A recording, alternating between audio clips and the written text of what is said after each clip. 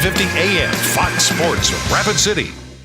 We are Fox Sports! And here's what you need to know. Aaron Rodgers has a new uniform as he's now a member of the Pittsburgh Steelers. Also has some new jewelry on his hand as he revealed today that he got married a few months ago. Rodgers speaking with reporters today as he reported to mandatory minicamp with his new team. A lot of decisions that I've made over my career in life, from strictly the ego, even if they turn out well, are always unfulfilling. But the decisions made from the soul are usually pretty fulfilling. So this was a decision that was best for my soul. Now another popular name in Pittsburgh, T.J. Watt, not at the team's mandatory minicamp as he wants a new contract.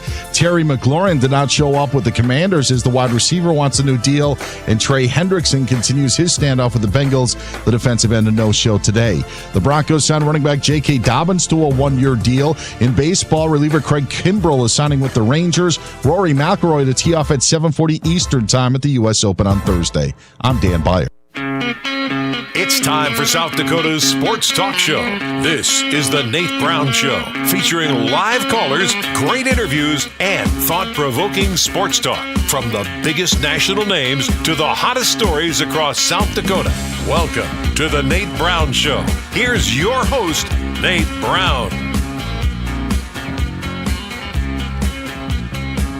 All right, good Tuesday afternoon. The drive home ready to go on this Tuesday on South Dakota Sports Talk Show. We're ready. Thanks for being here. The Nate Brown Show is back. Fox Sports Radio across South Dakota. Remember, you can stream us all the time on X. This show is there at Nate Brown Show. So if you can't get us on the radio, take us with you on your phone at Nate Brown Show. Also, YouTube channel is up and ready. The Nate Brown Show. Subscribe, and you've got us there. It's always a great day in South Dakota. Welcome in. A little toasty today. We'll take it. Summertime's here.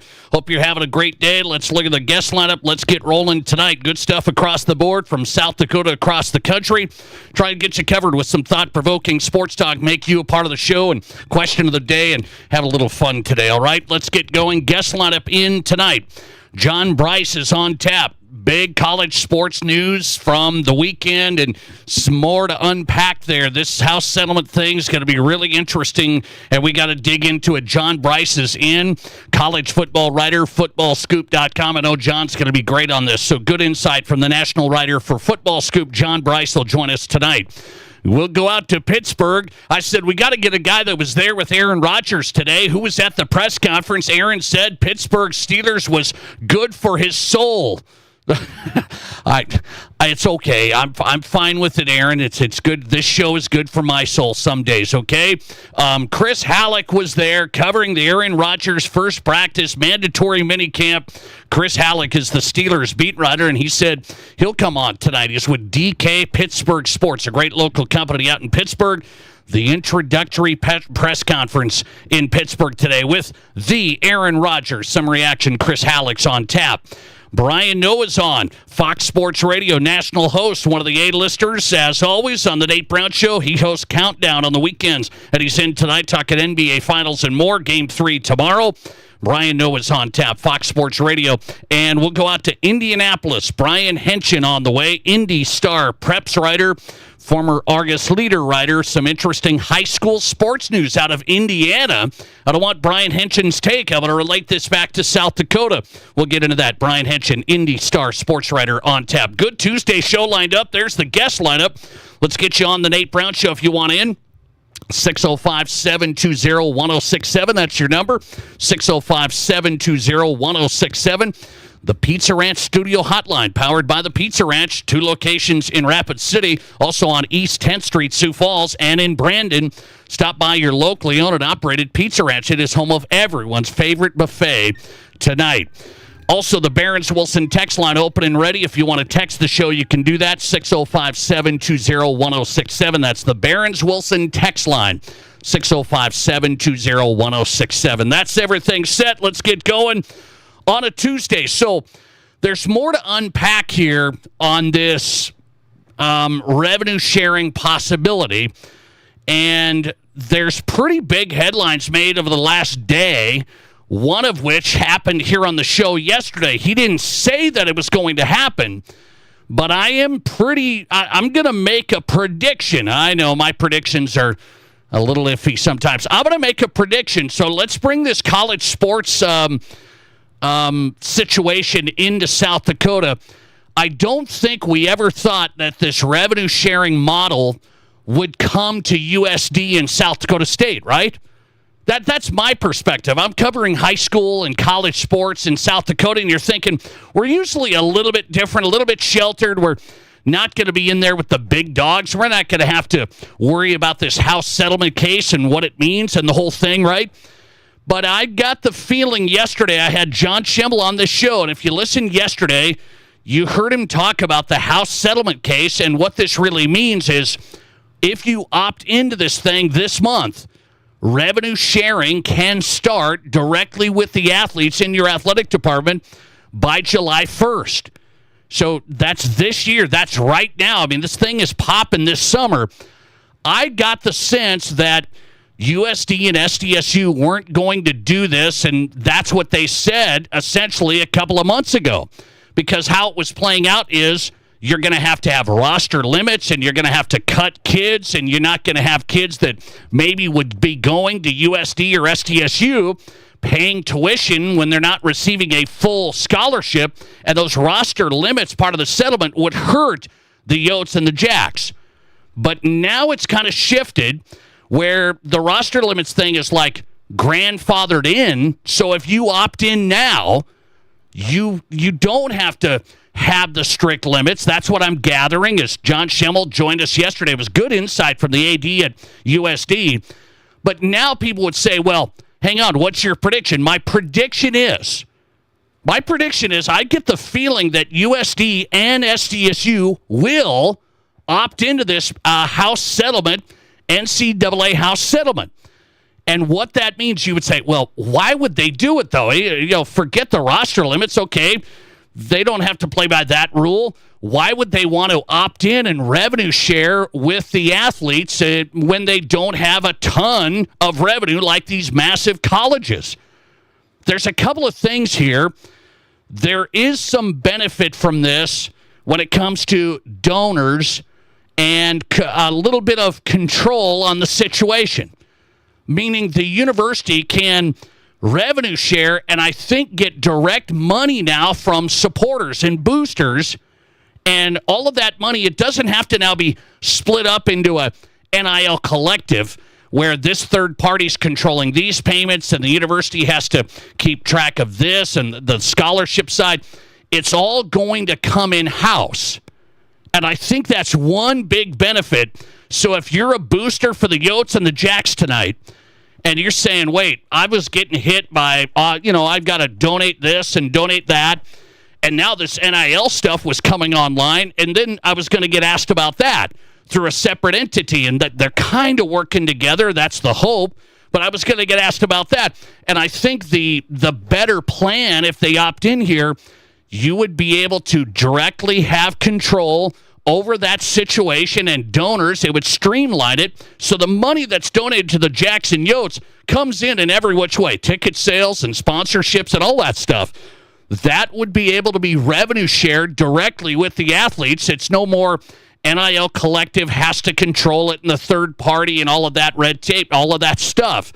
Now it's directly through the university. That's one of my guesses. I got the feeling that that could be beneficial from a donor side, that we don't have so many things going on. Here it is. You donate to the Yotes and the Jacks, and we're going to be into this house settlement. We're going to revenue share with the athletes. Here's how this is playing out.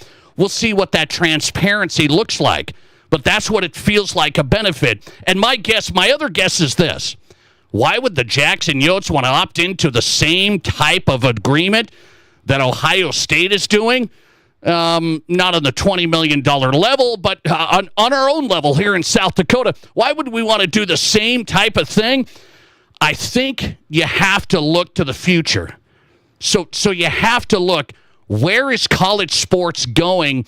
If you're not going to opt in on this and you're going to kind of be out there doing your own thing, what happens to your athletic department when it comes to recruiting, building it up, when it comes to the student athletes and some of these opportunities? Because if you're not in on this, there's going to be other universities in on this. And when you picture the big picture, Where is college sports going? It still feels like the big dogs, to me, are going to break off into a super league of some sort. I just don't know if the Wyomings and the Boise States and even the San Diego States, the Utah States, I don't know if these guys are going to be able to compete with the big dogs on the money side. So the point is, where is this at in the future? Where does SDSU and USD land? If they're going to take themselves out of this, are they going to be just out there flailing in the wind? Well, we didn't opt in. We're not in with the same type of situation as maybe these other schools. I think you got to kind of put the future together. There's some unknowns that you got to work through on this, but I think you got to work through it and say, where are we going to be? Are we going to provide opportunities? Are we going to be part of the club? Not the Ohio State club, but are we going to be part of this thing as a Division I university athletic department? And I think that's the key here. You maybe have to think bigger. My question to you, and my question I have today, if USD, my prediction, USD and SDSU are going to opt in. I get the sense they're talking about it. They're working through it with the Board of Regents. That means the big part is revenue sharing with the athletes. And they get to figure that out. I asked John Schimel at USD yesterday, who gets to decide what the revenue share looks like? Because the cap is $20.5 million for the biggest universities in the country. Who gets to decide that? Well, that comes in-house into the USD athletic department saying, hey, how does our revenue look? Where do we have these buckets of revenue? How do we share this revenue with certain sports? How is this going to be percentage-wise doled out to certain sports? So it gives you some of that control to take a look at this thing. That goes back to not worrying about NIL collectives and the third party. But I'm telling you, can USD and SDSU, my question is, can they afford it? That's a much bigger question. The Texases of the world, the Ohio States of the world, they can't afford it. They got so much money, it'll make your head spin, right, from the media rights deals and everything else. So I'm not feeling too sorry about that. You don't have to feel sorry about that. The deal is, I'm serious, can SDSU and USD afford to revenue share, because it's going to split off more money that would normally be in a budget, and you're already running on a tight budget. And I don't know, I'm going to trust the leadership there, Justin Sell, John Schimel, the university leadership, to figure out a plan there. I'm just telling you, it's not going to be an easy one. It's not going to solve all your problems. And so the student athletes at USD and SDSU, some of them are going to get a revenue share if they opt in. Where does that leave the overall budget? Because I've looked at it. SDSU has really ramped things up. We know that. USD has come along after them. There's not a ton of money just laying around in these programs, and we know that. So will they be able to afford it year after year, revenue sharing, splitting off this percentage, that percentage, and sending it to the student athletes? Many people would say, well, of course they can afford it. They paid these salaries and this and that. Well, there's a lot of other sports at these. Look at SDSU, how many sports they have. It's a huge number. I mean, the Jacks have a huge number of sports, and not a lot of them are revenue generating. So that's what I wonder about still today. USD and SDSU, I'm surprised. I never thought this would quite spin around, but the way the judge decided this House settlement case, if you're following it, I'm trying to keep you informed on all the inner workings. It's hard to follow. Essentially, USD and SDSU would look at now opting in and revenue sharing directly with their athletes and being just like some of the biggest universities in this country, because the roster limits thing was kind of taken off the board. It's not going to be you have to cut 50 to 75 student athletes at your university. They're not going to limit those if you opt in. That's the big headline from yesterday. Can they afford it? I think it's a big question. Let me go to this high school sports story. I want to touch on this as we get going. I'm going to have Brian Henson on the show later tonight. Brian Henson, our old friend from the Argus Leader. Now he's with the Indianapolis Star. So here's something. I'm just going to throw out a question of the day as we get going this Tuesday. Indiana state of Indiana, just did this new high school rule. They said, hey, we've got kids transferring just like every state. And South Dakota has kids transferring, especially in Rapid City and Sioux Falls. There's a lot of transfers in between the schools. The rule in Indiana that they made new this year, just this spring, it's okay for you to list the reason that sports is why I'm transferring from this school to that school. So this is the first time. You couldn't do that in Indiana, and many states, by the way, you can't say it's for sports.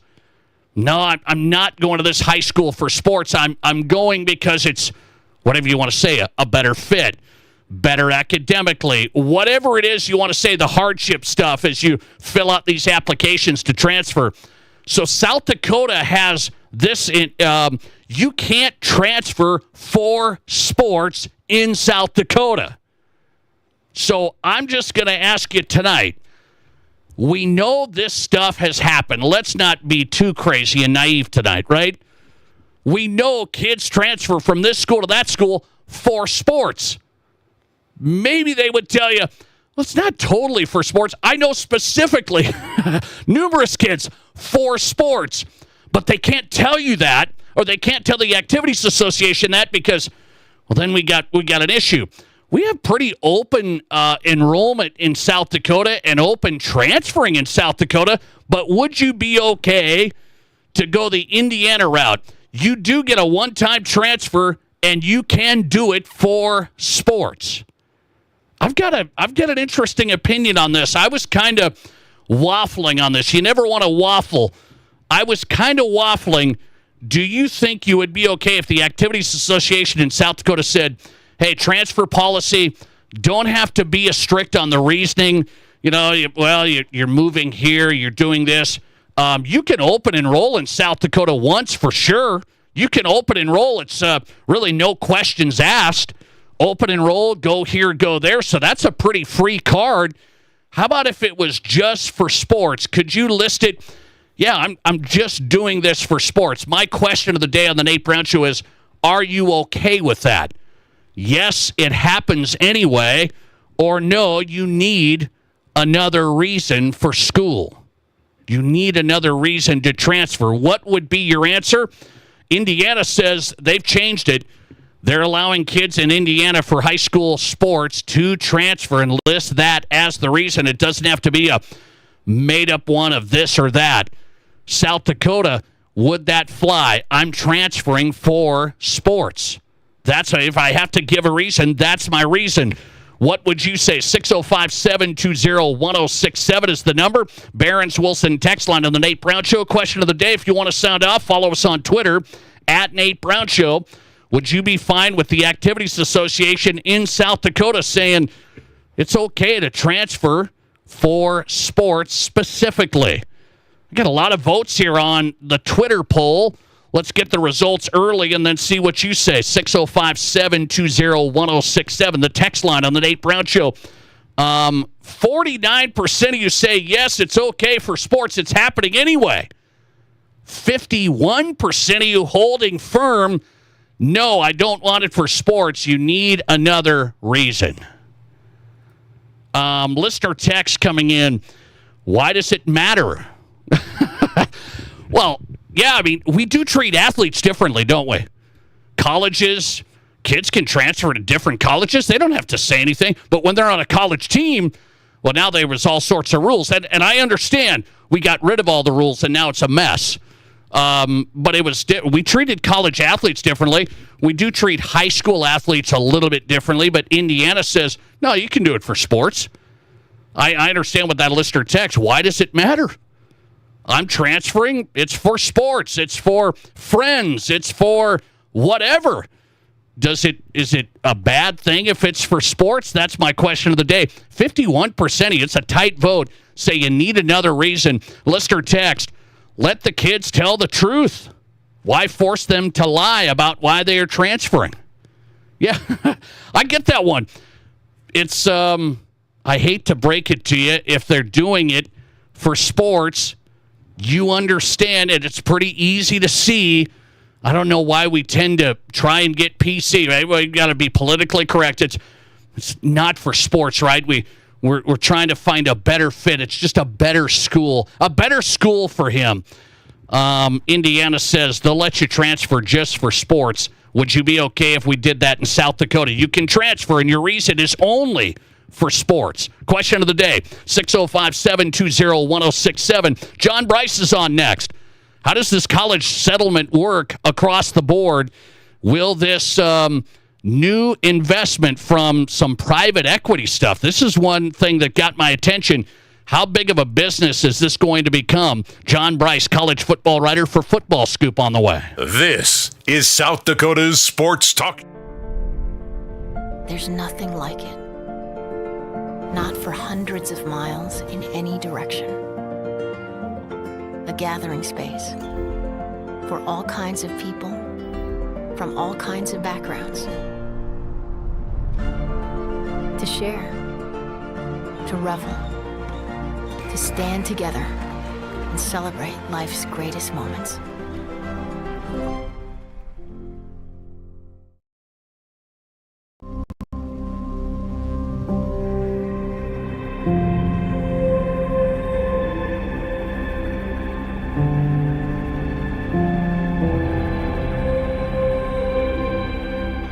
We are number one, so you can always be their number one. Black Hills Surgical Hospital and Black Hills Orthopedic and Spine Center. The number one hospital in the nation for major orthopedic surgery. Your home deserves a better hello. Swing into summer with a brand new entry or patio door. Get 20% off every door plus no money down, no payments, and no interest for 12 months. Enjoy an extra 5% off your entire project if purchased on initial consultation. That's up to 25% in savings on an upgrade your home will thank you for. But hurry, these hot summer deals won't last long. Call today or visit RBARapidCity.com to book your free estimate.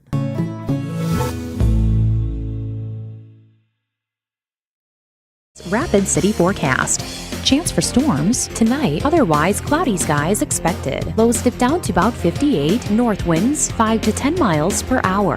Chance of thunderstorms tomorrow, highs level off around 80, sunshine mixed with clouds at times. Slight chance for storms tomorrow night, lows level off around 56, cloudy skies expected. That's your forecast on the Black Hills Sports Station, Fox Sports Rapid City. Right now, 87.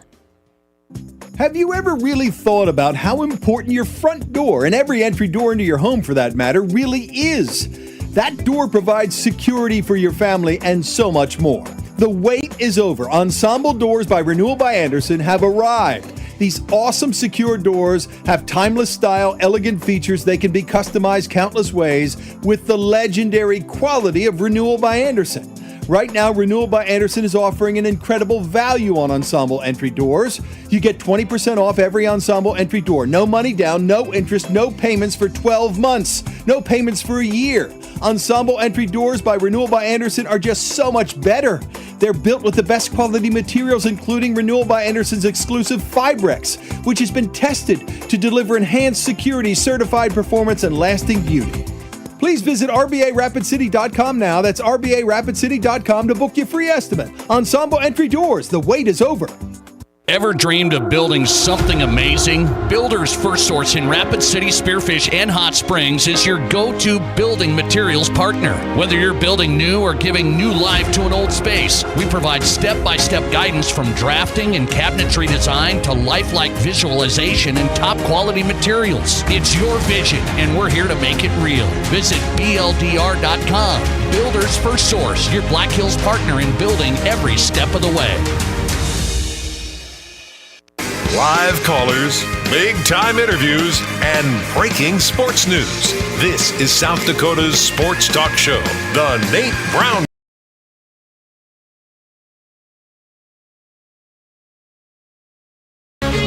Welcome back in. The Nate Brown Show is on Tuesday edition. Hope you've had a great day. You found us on the drive home, Fox Sports Radio across South Dakota. The Nate Brown Show live.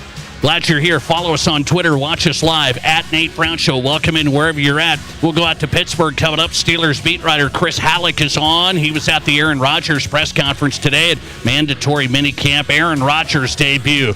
Chris Halleck's in tonight from DK Pittsburgh Sports. John Bryce first. College football. footballscoop.com. John, welcome in. How are you? Good to join you, Nate. Thanks for the visit. Here we go, man. I get a lot of questions, but we only have a little bit of time. So, do you think this House settlement that college football administrators and coaches are happy about this, how it's going to play out? $20.5 million cap per year. The big dogs, are they going to be able to cover this? And is everybody just fine?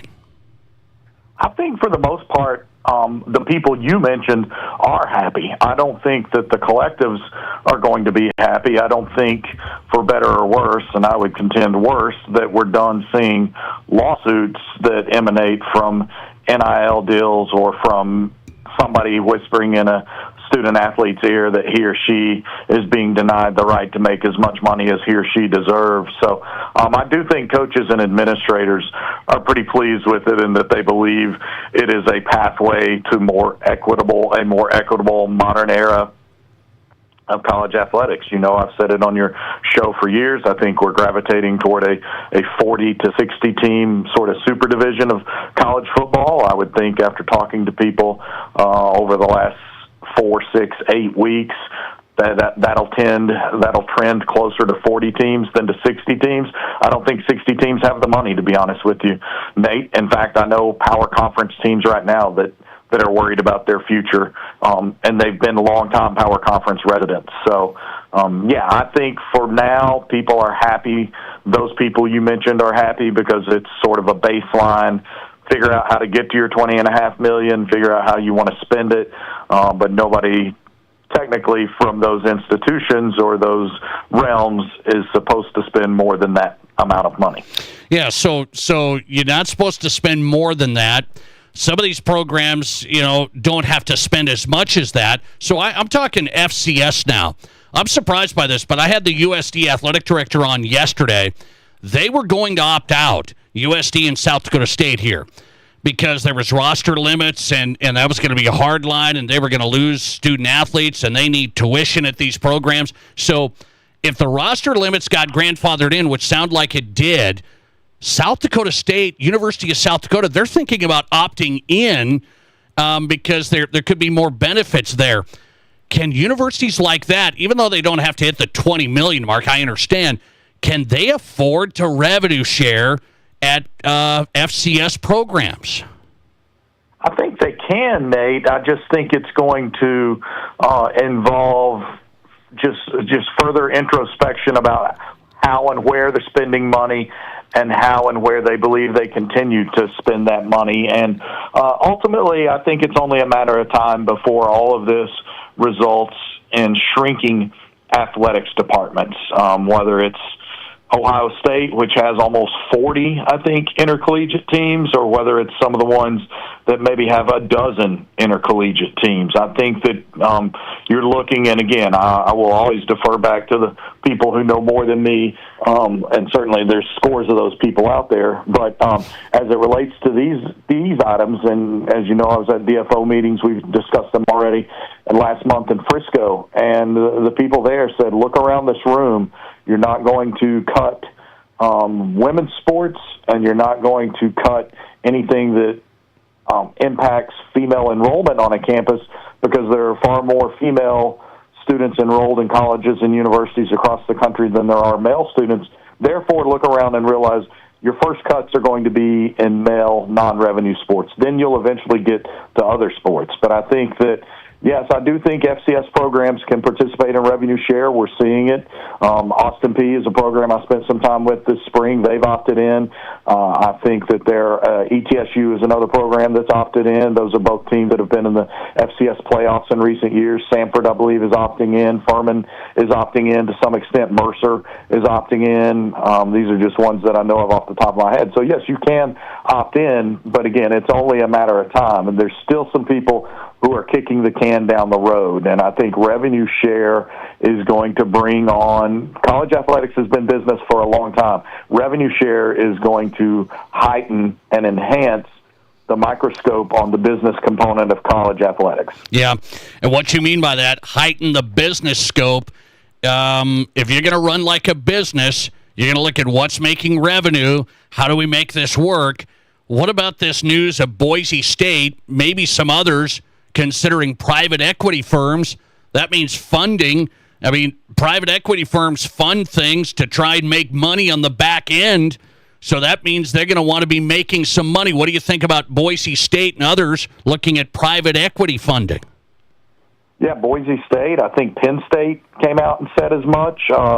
Utah did. I think James Madison today had some comments in those regards about some of its future. But again, I think Penn State and maybe UCLA both are public institutions or both power conference institutions that have publicly said they're going to lean into private equity. Notre Dame AD Pete Bavacqua was asked about it a few months ago at a press conference I happened to attend, and he said it's not anything we're planning right now, but indicated that they had explored it and have looked into that as a component. I think you'll see more and more programs leaning into it because most programs don't have $20.5 million lying around to start handing out in 3 weeks. And 3 weeks from today, Nate, it's 3 weeks from today, that's July 1st, when the House settlement is supposed to begin. And so I think you have to look at that component of it and see, okay, these schools are thinking, we get the money now up front, and they have a chance to make money off of us over time and on the back end, and that's okay. Because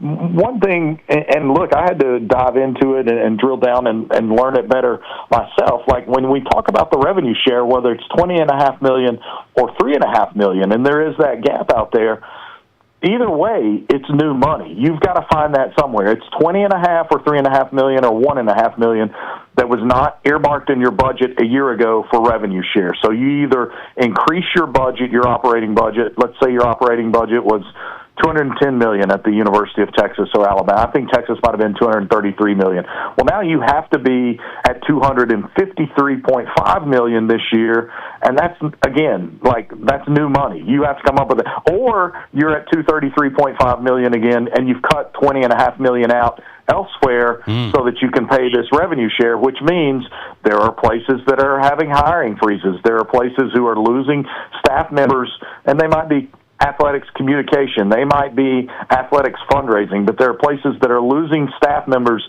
that are not replacing those jobs, and maybe they're $80,000 to $100,000 jobs, because if you lose 10 people in 6 months, then that's $1 million towards your rev share, and everybody else just has to pick up the load or risk losing their jobs. John Bryce is in tonight. Follow his work, footballscoop.com. That's where you want to hit it. One of the benefits the USD athletic director told me yesterday, he talked about, we're looking at opting in here, we'll think this through.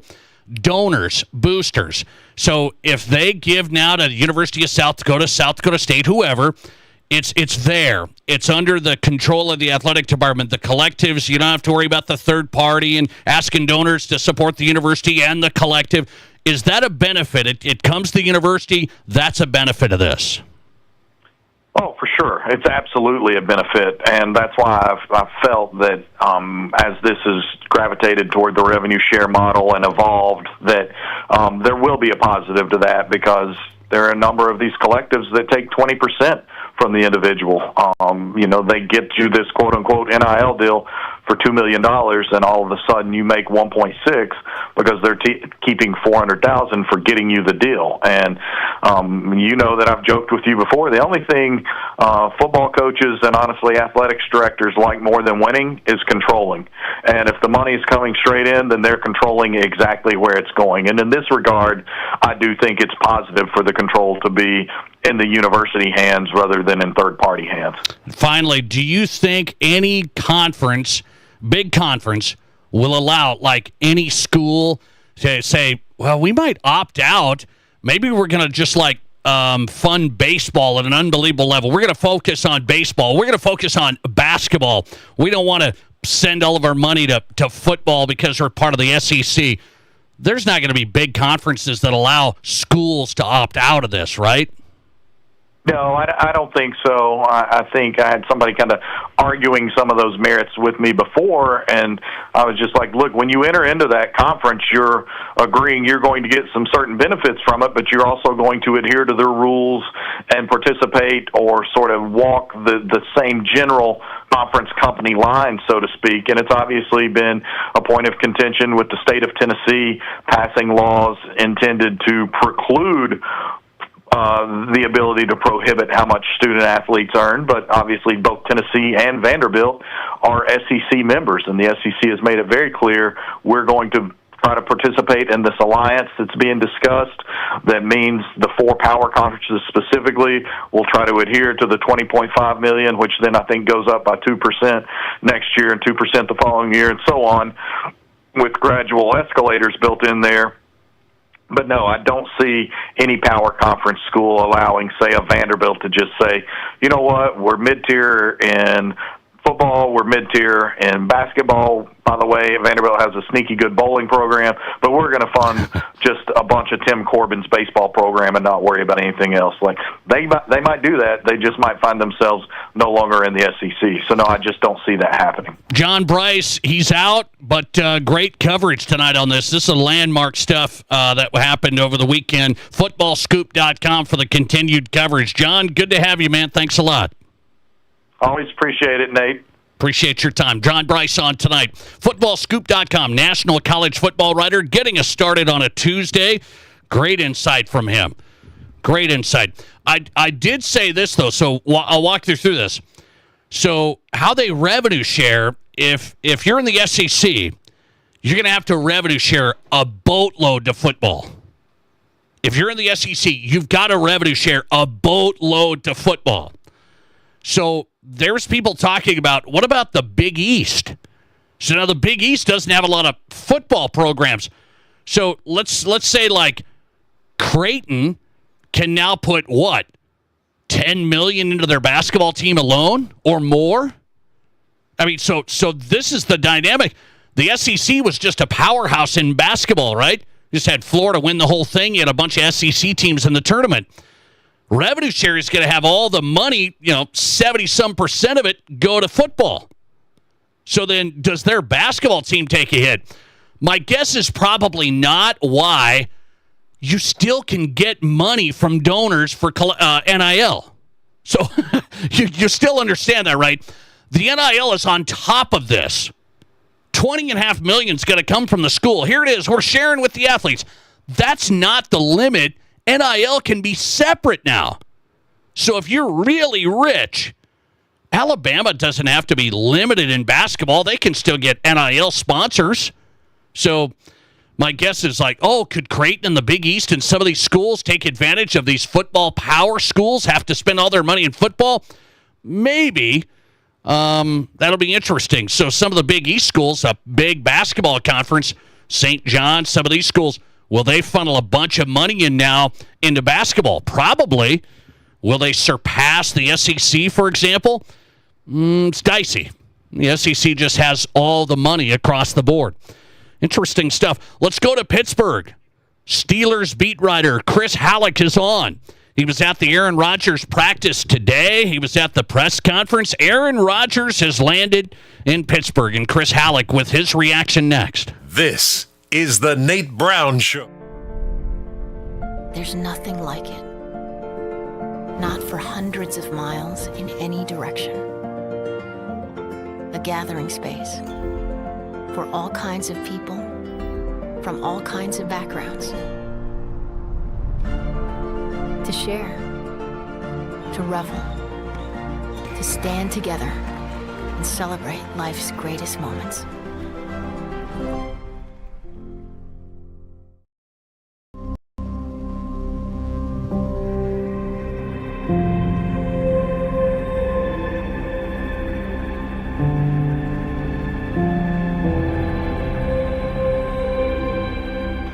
We are number one. So you can always be their number one. Black Hills Surgical Hospital and Black Hills Orthopedic and Spine Center. The number one hospital in the nation for major orthopedic surgery. Your home deserves a better hello. Swing into summer with a brand new entry or patio door. Get 20% off every door plus no money down, no payments, and no interest for 12 months. Enjoy an extra 5% off your entire project if purchased on initial consultation. That's up to 25% in savings on an upgrade your home will thank you for. But hurry, these hot summer deals won't last long. Call today or visit RBARapidCity.com to book your free estimate.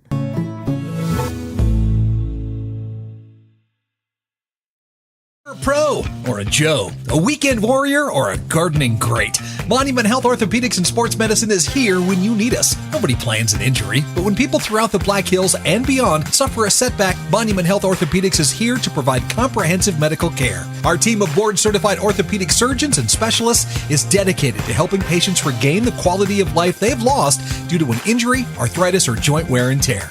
Monument Health Orthopedics and Sports Medicine for everyday athletes like you. Collins Siding has been the region's premier window siding door and gutter installation specialist since 1974. They use only the highest quality materials and never compromise on their workmanship. Collins Siding is licensed, bonded, and their estimates always include labor, materials, and applicable permits and taxes. Collins Siding has been providing top quality service and exceeding high standards for over 45 years, and you can find out how by visiting them at 2016 Cherry Avenue. Collins Siding, 2016 Cherry Avenue, Rapid City. Hi, I'm Bill at Wire for USA. If you're looking for internet, TV, security systems, or cell booster systems, why would you look at a company that only gives you one choice for each of these systems? Wire for USA offers it all. Viasat, Hughes, CenturyLink, Dish TV, DirecTV, Wilson cell booster systems, and now Starlink and EchoStar internet systems. Starlink and EchoStar are the newest, the fastest, and the strongest satellite internet made. No limit, no contract. Wire for USA has it. Call 605-341-5361. Whatever your home or business needs are, call Wire for USA for the products and the service. You don't need training wheels with our system. Connect to the future with Wire for USA at 605-341-5361. We are hometown, we are South Dakota, and we do appreciate your business. 605-341-5361. See us at our new location, 710 North La Crosse Street in Rapid City. Your sports, your show. From East River to West River, this is South Dakota's sports talk show, The Nate Brown Show.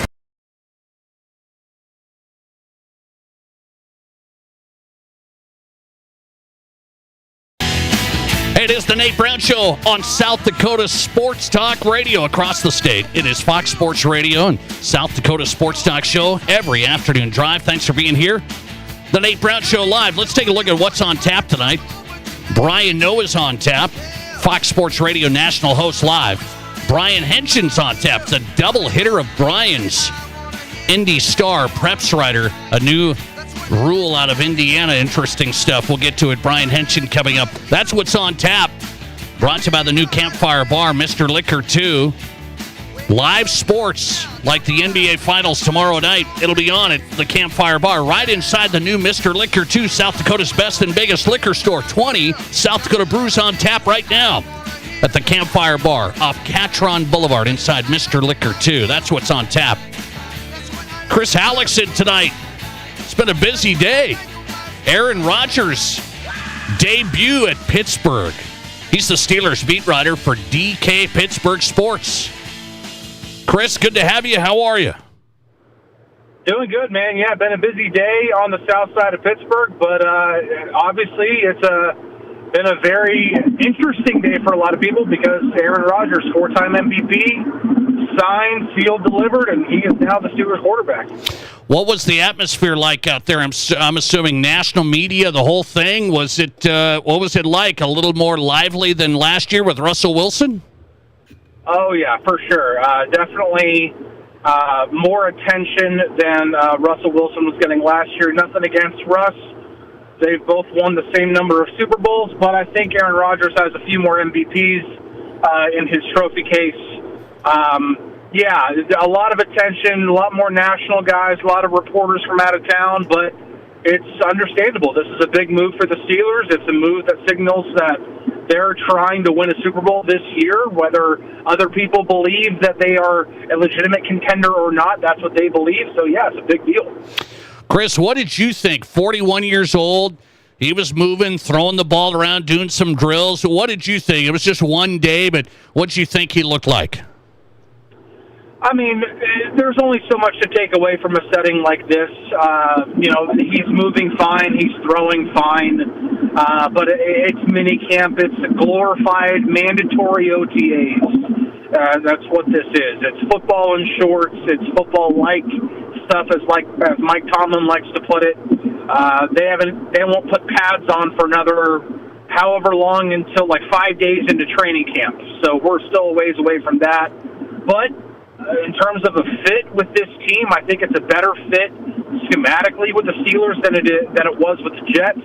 Despite him having Nathaniel Hackett as his offensive coordinator with the Jets, that's obviously who was the Packers OC whenever he won 2 MVPs in 20 and 21. But I just think that this is a better schematic fit for him, and he even kind of mentioned some of that stuff today while he's, first starting to learn the playbook. Chris Halleck at Pittsburgh, mandatory minicamp today. Aaron Rodgers makes his debut. Coverage of the Steelers from Chris at DKPittsburghSports.com for Steeler fans. So what do you think of the contract? It's $10 million guaranteed. Quite a few incentives here. How friendly is the contract for the Steelers? Very friendly, because before he even put pen to paper, they had almost $32 million in cap space. So they have plenty of space to fit him in, even if he hits all of those incentives. And they'll gladly pay that out, because I believe that means that they at least made it to the Super Bowl, if not won the Super Bowl, if he hits all those incentives. But they're going to be able to create even more cap space if and when they sign T.J. Watt to a contract extension. So it's a very, very team-friendly deal, especially for what they're aiming for, and that's just, let's try it for a year, let's see if it works before we possibly go and try to get our franchise quarterback in the draft next year. You said it, the incentives, a lot of the incentives tied to the Super Bowl. Is this a Super Bowl roster? I think with the right quarterback, if you were to magically put Josh Allen on this roster, yes. Now, that's the reigning MVP. That's the best quarterback in the league, in my opinion. But I think even if you were to put the likes of a Dak Prescott or one of those other Tier 2 guys, they can make some noise, with some, they've got a really solid defense. They fortified the defensive line in the draft and through free agency. The running game, while there are a lot of unknowns when it comes to a rookie like Caleb Johnson, Jaylen Warren, who's done really well as a 1B to Najee Harris. It's a better fit for the way Arthur Smith wants to run the football. That's what's really important here. And I do think, on the whole, this roster is a lot better than people want to give it credit for. But the big question is, if the Super Bowl is legitimate here, it depends on Aaron Rodgers and his supporting cast, because I don't think he's good enough to do it by himself anymore. But at the same time, if the rest of the roster is really good and he's good in it, who knows? Chris Halleck on tonight. Couple more. Let him run. Busy day. His coverage of the Steelers and Aaron Rodgers debut today at DKPittsburghSports.com. He's on Twitter at Chris Halleck. So the personality of Aaron Rodgers, secretive, kind of goes, we didn't know where he was until he said he was going to go to Pittsburgh on Friday. And then I found out today he got married here a couple of months ago. So what do you think this personality fit is with this team? Do players like Aaron Rodgers? Do we know that yet? I mean, the overwhelming feel and everything players were saying about him from today was very positive, very optimistic. Pat Freiermuth, the tight end, already said that they have already been talking about meeting up after minicamp. This gap between minicamp and training camp, when everybody in the league just goes away and does their vacations or goes and gets married or whatever else, they're already talking about meeting up. Aaron Rodgers says he wants to meet up with other guys. Zach Frazier said that, during a team meeting this morning that Aaron Rodgers addressed the team, said he's all in. The overwhelming response from players today has been very, very positive, that's for sure. So T.J. Watt didn't show up today, wants a new deal. What do we know there? The bottom line is it's going to get done. The big question is just when. The last time, and the good thing is we have a precedent for this. It was 4 years ago when the Steelers and T.J. Watt went through this before.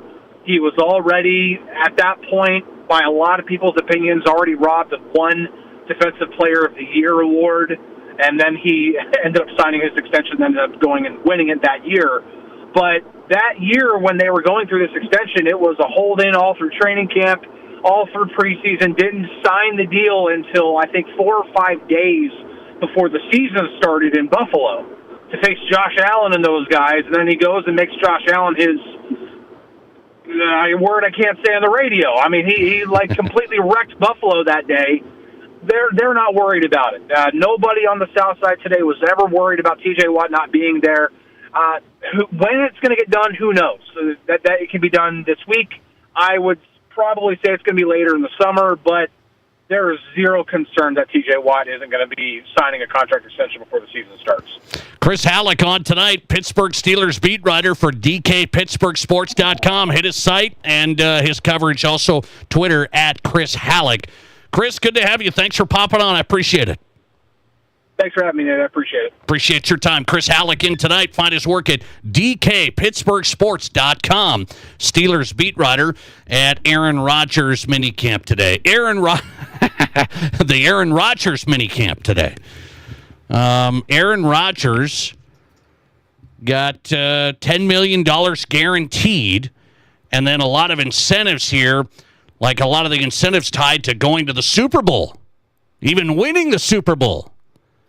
That's a big thing there. Aaron's just, never put it past Aaron Rodgers for understanding, man, I'm really, really good.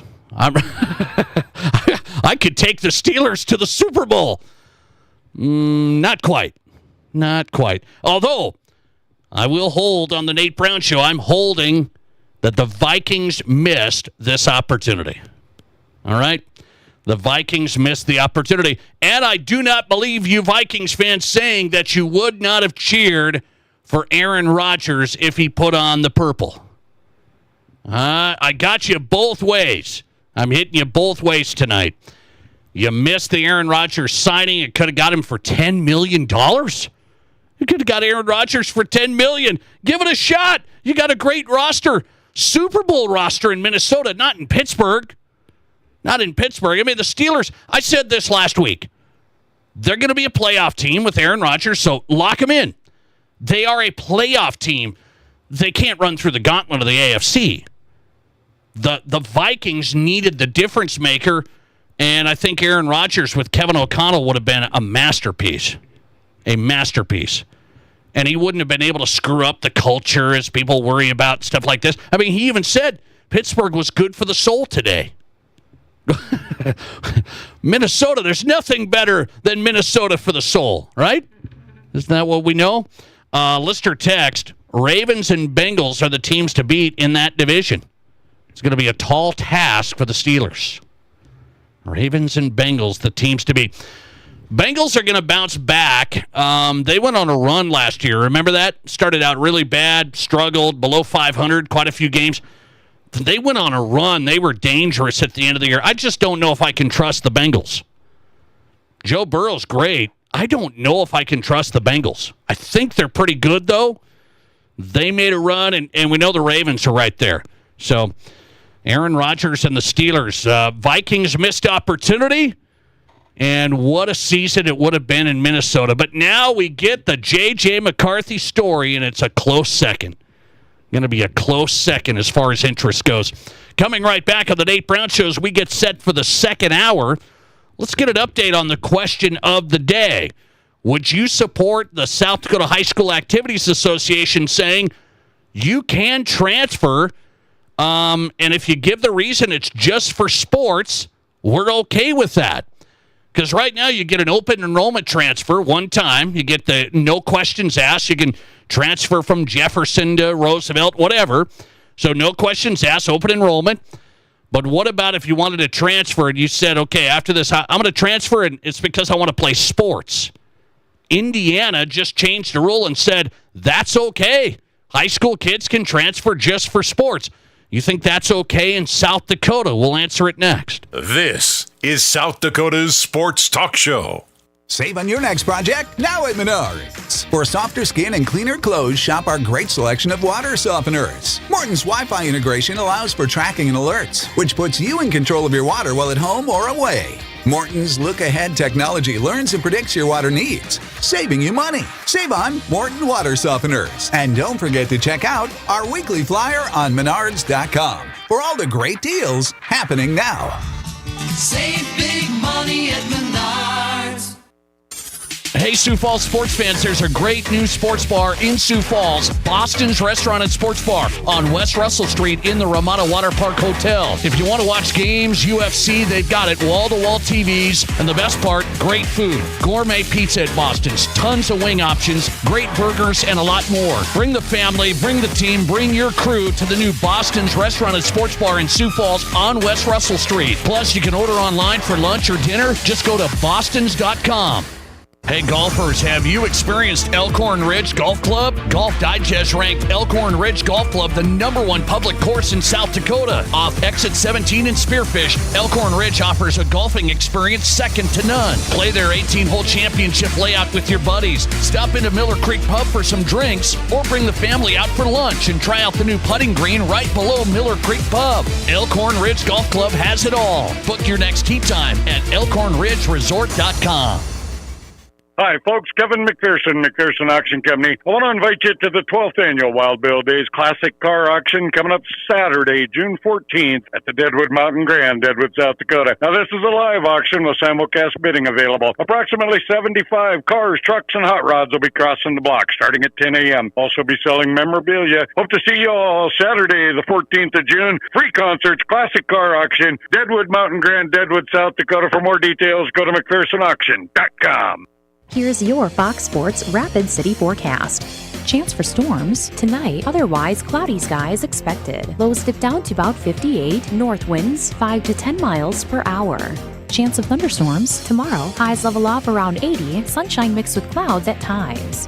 Slight chance for storms tomorrow night, lows level off around 56, cloudy skies expected. That's your forecast on the Black Hills Sports Station, Fox Sports Rapid City. Right now, 87. If you want the peace of mind that your next pre-owned vehicle is the best it can be, you want Honda True. And you only find it at Danny Manholt Rushmore Honda. Our Honda certified pre-owned vehicles are thoroughly inspected and backed by 7-year, 100,000-mile powertrain coverage, up to 2 complimentary oil changes, 24/7 roadside assistance, inspection report, and 3-day exchange. You simply can't buy the wrong vehicle. Search our inventory at honda-true.com or see us at Denny Manholt Rushmore Honda. This isn't just the sound of a legendary Brunswick pool table. It's the sound of families about to make memories together. And while this may sound like the hum of a spa, listen closely and you'll hear backyard fun for years to come. So while Splash City's guarantee of quality sure sounds good, we know quality time sounds even better. Who wants another burger? Splash City, 1024 West Omaha, across from Connects in Rapid City. This is The Nate Brown Show, also streaming live on YouTube. Subscribe to The Nate Brown Show on YouTube.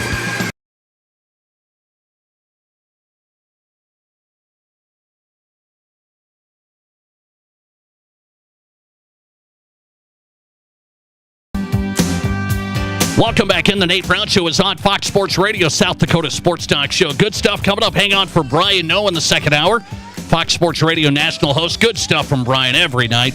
Brian Henson's on from Indianapolis. He covers high school sports now for the Indy Star. We've had Brian on over the years, former Argus leader writer out of Sioux Falls. So Brian Henson's coming up. I want to ask him about how this new rule is being interpreted for high school kids in Indiana. They just changed the rule.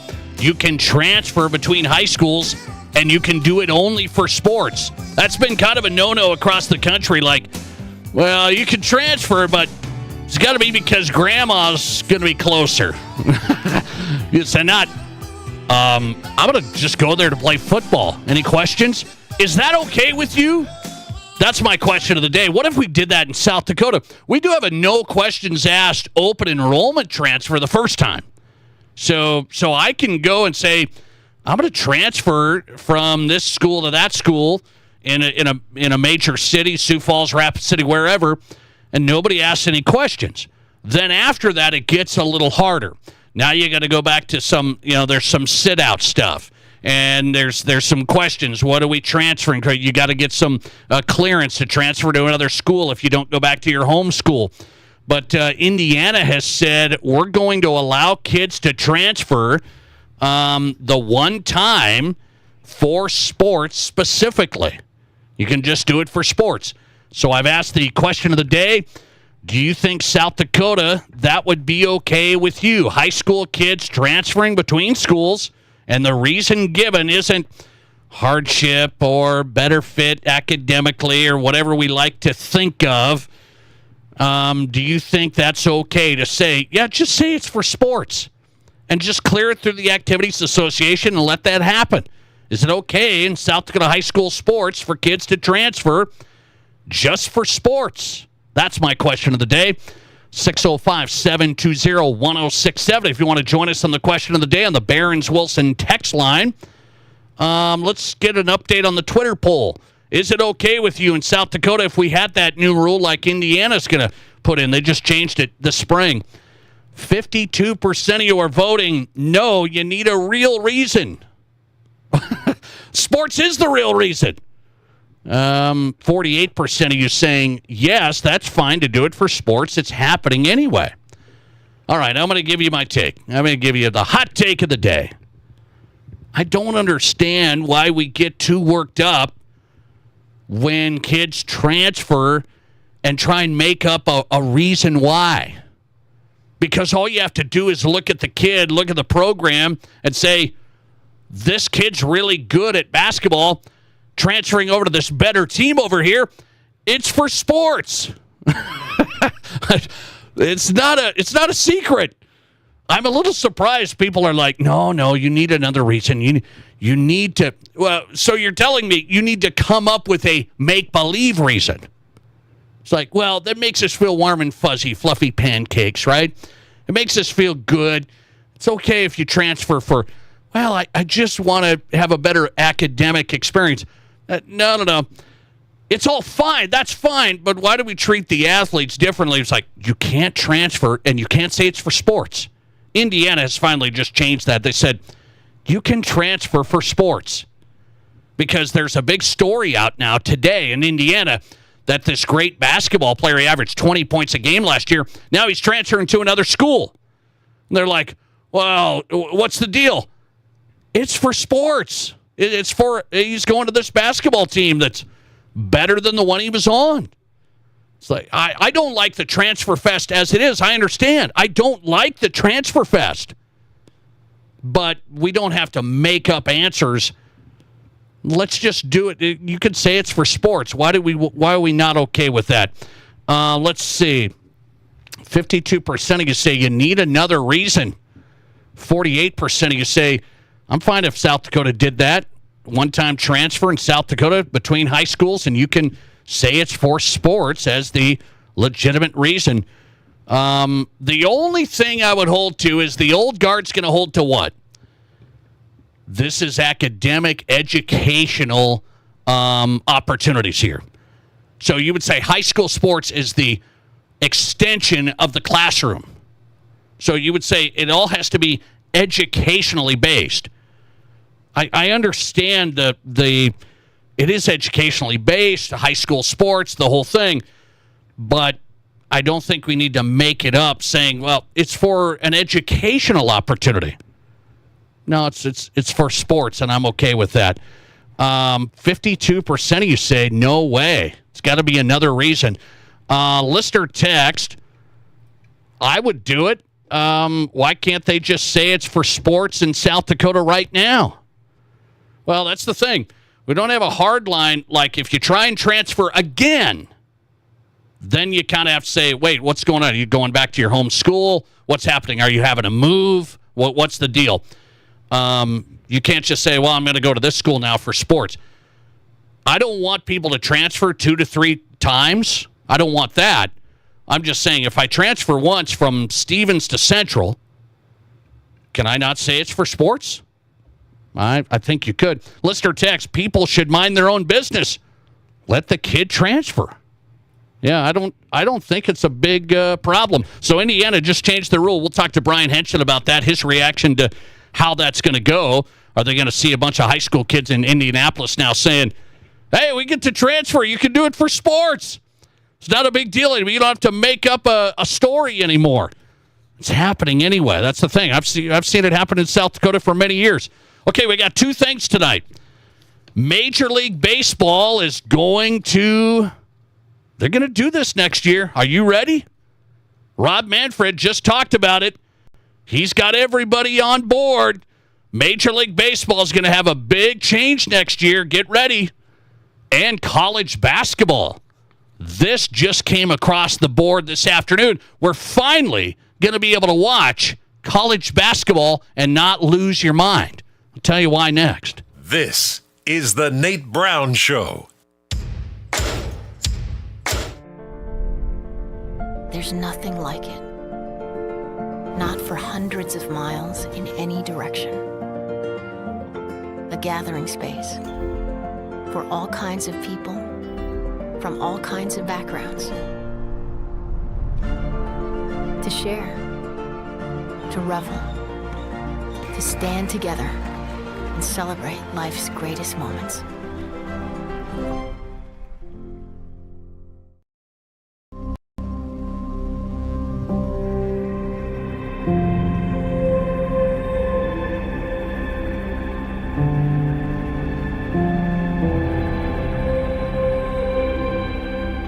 We are number one, so you can always be their number one. Black Hills Surgical Hospital and Black Hills Orthopedic and Spine Center. The number one hospital in the nation for major orthopedic surgery.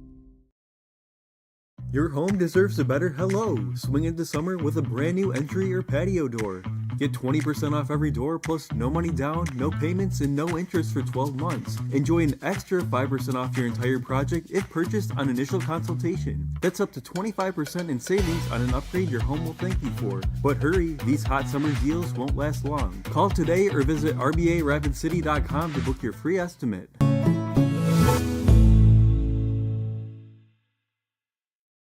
We buy them too. We make cash offers to purchase local cars, trucks, and SUVs every day. Tired of listing online? Tired of messages? Or just tired of making payments? Whatever the reason, make an appointment at RapidChevrolet.com for a no-obligation appraisal. It's fast and free. When you're ready to sell, we're ready to buy. At Denny Menholt Rapid Chevrolet, Rapid City. KIMM Rapid City and K294BT Rapid City, the Black Hills Sports Station, 106.7 FM and 1150 AM, Fox Sports Rapid City.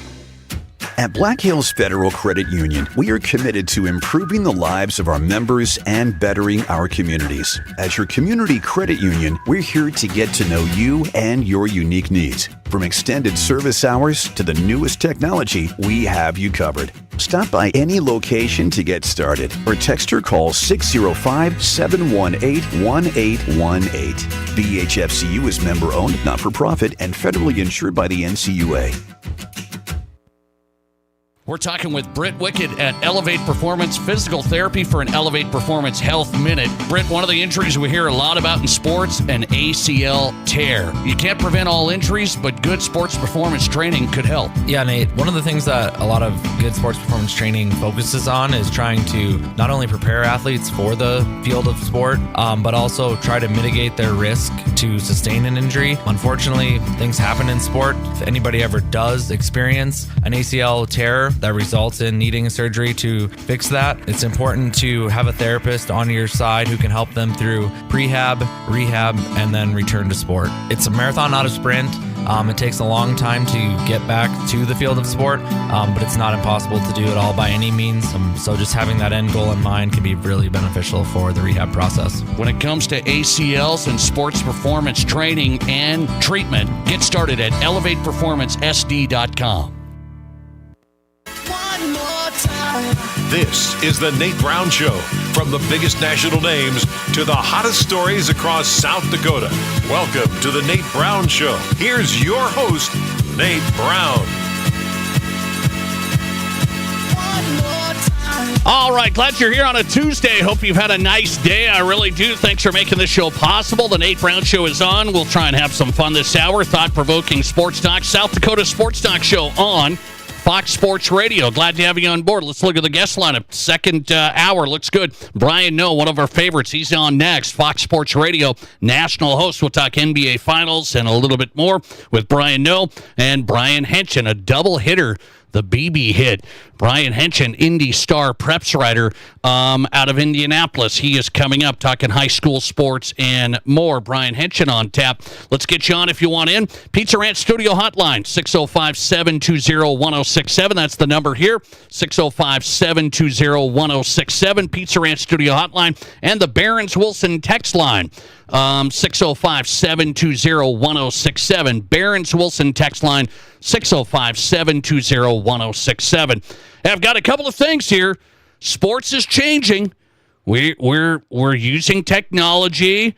People think this is smart. This is all good, right? We've got all the cutting-edge technology, and we got to get every call right?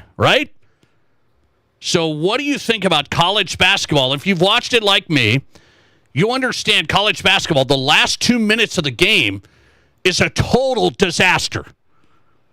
You've got people wondering, this went off of him. It went off of his pinky. It went off of his face. Last to touch it. You've got stoppages in college basketball the last 2 minutes. I mean, sometimes it takes 30 minutes. So you've got the last 2 minutes. And it's not basketball season right now, but college-wise. But if you looked at it, you just watched it, it was bad. Could you agree with that? That's where technology is just bad. I don't need to review every single out-of-bounds play. If the refs get it wrong and it went off of your pinky, I'm sorry. It's the way it goes. There's a million things that happen in a basketball game up to that point. Yet we want to make sure that the last 2 minutes is just absolute perfection. It just kills the game. Well, we got to get it right. It kills the game. It takes forever. It's just goofy. Every single play, they have to review every single thing. The last 2 minutes, well, that is going to stop. This just came out today. Finally, they're going to use technology, but this is the right way to do it. And I kind of wonder, how did they not think of this before?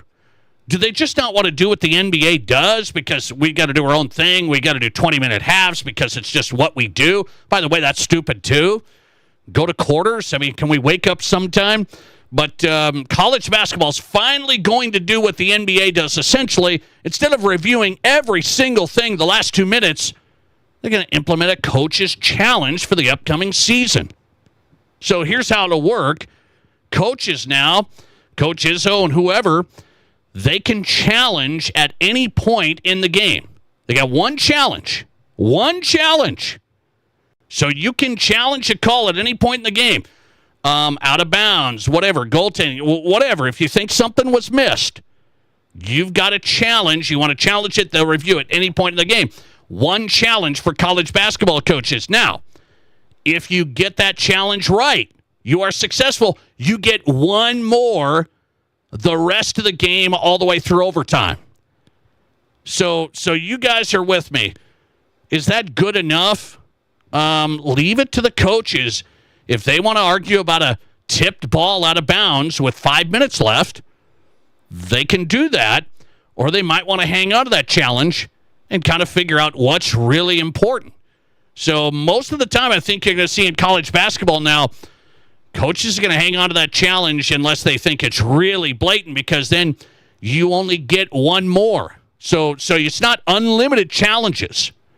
If successful, the teams receive one additional challenge for the rest of the game. So I guess you should say you better get it right, because if you're going to challenge a couple of calls, you better have it right. Okay? You better have it right, because you get the one additional challenge if successful. Okay? The rest of the game. So you better get it right. I'm good with that.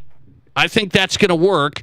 You got to have a timeout as well. So if you're out of timeouts, end of the game, you're out of challenges. So that's perfect. I don't know how the college basketball scene, NBA, similar. They got the challenge system. You don't have to stop everything under the sun all the time. And so it works pretty well in the NBA. So I'm gonna like that for college basketball. That's a big change today, so heads up on that. I think that's perfect. Challenge system for college coaches. One challenge, you get it right, you get another one. Let's roll with that. And now we don't have to stop the basketball game in the final 2 minutes every 5 seconds. Now, here's one you're going to say you got to be consistent, Nate. I'm going to go to the other sport tonight. Major League Baseball. You got to be. Do I have to be consistent? Do I have to be consistent? Major League Baseball, Rob Manfred, this next year said he thinks they're going to use the automated strike system, and players are going to be able to challenge strikes and balls. So if you watched any spring training baseball, they tested it out. And I was on this show, and I kind of was making fun of it. I don't need to, the ball comes across. I raise my arm. That was a ball. And we got to figure it out. Go to the ABS system. That was a ball. Okay, good. I understand it's not going to I'm not telling you it's going to kill baseball. It's not going to be AI robot umps quite yet. But I am going to say, do we have to challenge? I mean, again, this is like stopping the game in the last 2 minutes 50 times. Do we have to challenge balls and strikes? We now let the hitters and the pitchers challenge balls and strikes? So, as a pitcher, how many pitches is somebody going to throw a game? 120? I mean, through relief, probably 130, depending how it goes. And we get to challenge balls and strikes. So, I'm not feeling that one quite as much. You could say, well, if you want to challenge in college basketball, it works. But again, that's one time. You get it. If you have a timeout, there's some rules there. They'll have rules in place with the players, but he said, Rob Manfred, the commissioner of baseball, said the players generally like this in spring training. Pitchers, catchers, and hitters to challenge what seemed like an obvious missed call. So he said, I want to ensure players are happy with how the system plays out. The big concern is working through the process and deploying it in a way that's acceptable to the players. So Rob Manfred and the committee, the competition committee, is looking at this. And as a matter of fact, they think they want to implement this in the regular season this next year. So again, if you're following Major League Baseball, ball comes across, pitch comes across, ball. No, that was a strike. So the pitcher gets to challenge, raise his hand, whatever they want to do, raise his hand. That was a strike. I guess. How many times are we going to do that? I'm just going to keep on doing this? Because they said, if you get it right, you get to keep on doing it. So look out. The pitcher and the batter, they get to keep on doing it if they get it right. And Rob Manfred said that's how they did it in spring training. He wants to do it in the regular season next year. And usually Rob Manfred gets what he wants. Usually. We'll see if that comes across. Listener text, I'm not into conspiracies, but Manfred had to do the ABS just because the umps have blown so many balls and strikes this year. We're not halfway through the season. I know it's a dumb take, but that's what some baseball fans believe. Oh, that's so the umps are so bad that Rob Manfred said, we got to do this for next year. We got to allow the hitters and the pitchers. I mean, whatever happened about arguing about balls and strikes and just letting it, play out? Now we get to go to the challenge system for balls and strikes. I don't like it as much. Little heavy, little too much. This is basketball, and it's not never ending in basketball. They get to challenge stuff all the time. Balls and strikes, a little dicey. Every hitter gets to do that. Little dicey to me. Coming right back with Brian Noe as we get going in the second hour. Fox Sports Radio national host on next. This is the Nate Brown Show. Headed to the 85th Sturgis Rally? Make the ride even better with a stay at Cadillac Jackson Deadwood. Relax in style with 3 top-notch hotels. Spring Hill Suites by Marriott, Doubletree, and True by Hilton. Plus, enjoy 4 eateries and Deadwood's largest casino floor. Mention this ad and receive an exclusive Gambler's Getaway that includes a $20 food and beverage credit, $30 in Cadillac cash, and 2 free drink tickets. Book your rally stay today at Cadillac Jacks. Call 605-578-1500. Could there be a better name? Auto Value Parts Stores. They aren't just about air fresheners or fuzzy dice. Auto Value Parts Stores are all about parts, auto parts, and advice.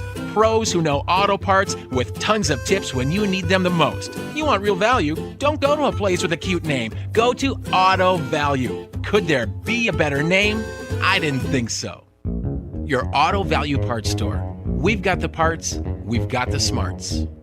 Attention, Rapid City. More big news from Gateway Autoplex. We are expanding our services with our brand new state-of-the-art auto repair shop located right behind our lot, 123 Omaha Street. Gateway Tire and Alignment. That's right, Rapid City. We're now your one-stop shop for everything auto-related. From routine maintenance to major repairs, our team of expert technicians has you covered. Plus, with our state-of-the-art equipment, you can trust that your vehicle is in the best possible hands. Visit Gateway Tire and Alignment and see why nobody beats a Gateway deal.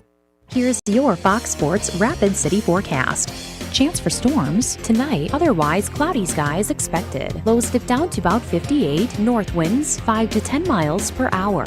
Chance of thunderstorms tomorrow, highs level off around 80, sunshine mixed with clouds at times. Slight chance for storms tomorrow night, lows level off around 56, cloudy skies expected. That's your forecast on the Black Hills Sports Station, Fox Sports Rapid City. Right now, 87. Imagine this, a bank that is committed to you, that understands your needs, your values, and your growth. No more settling for the status quo. Pioneer Bank and Trust offers tailored solutions, innovative services, and a team of experts dedicated to your success. You deserve more attention and more support from your bank. Don't settle. Pioneer.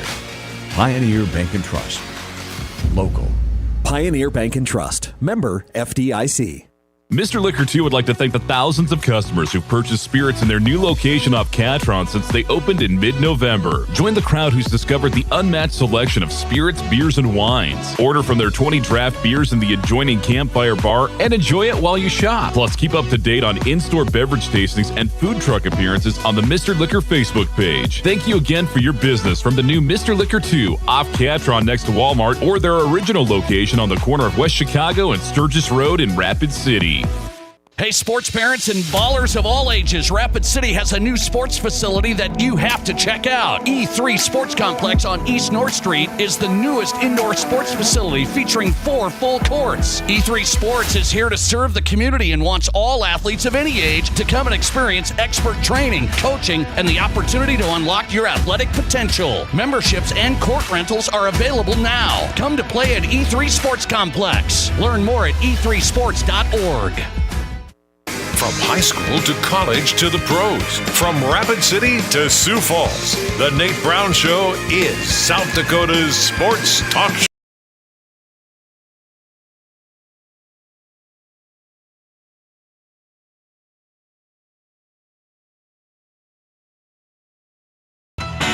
It is the Nate Brown Show on Fox Sports Radio. It's always a great day in South Dakota. Welcome in, South Dakota Sports Talk Show, second hour rolling on Fox Sports Radio. Follow us and watch us live at Nate Brown Show. You can participate in the question of the day. We check the Twitter account throughout the show. Interact with us there at Nate Brown Show. If you haven't followed the show, you've got us there on X at Nate Brown Show. A reminder, if you missed any guests tonight, go to the podcast, search The Nate Brown Show, wherever you get your podcasts. We're on Spotify, Amazon, Apple, all the podcast platforms. Search The Nate Brown Show, and you've got this show. As we got a busy week going so far. Good college sports stuff yesterday.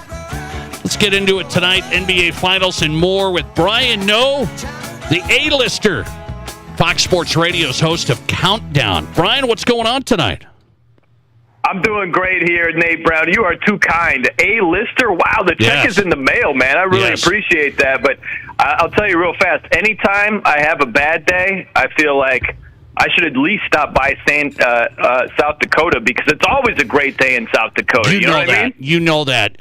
You know the motto of the show by now. By the way, I got a couple of things I want to ask you about here. A couple of headlines today. Okay, I want the Brian No take here because I'm not being consistent here. In one instance, I like what college basketball has announced. College basketball just announced today they're not going to do the reviews on everything in the final 2 minutes. It went off this guy's pinky. It went off your toe. It went off your face. And we stopped the game all the time, and I hated it. They're implemented the challenge system. So Tom Izzo and whoever else, they can challenge a call anytime throughout the game. They get one. If they're successful, they get another. College basketball, you like it, the challenge system for this next year. I do. I think you had to go to that because these games, Nate, it was ridiculous what would happen in the final couple of minutes in these college games because they reviewed everything. It wasn't just, hey, there's this huge call and we got to make sure this is right.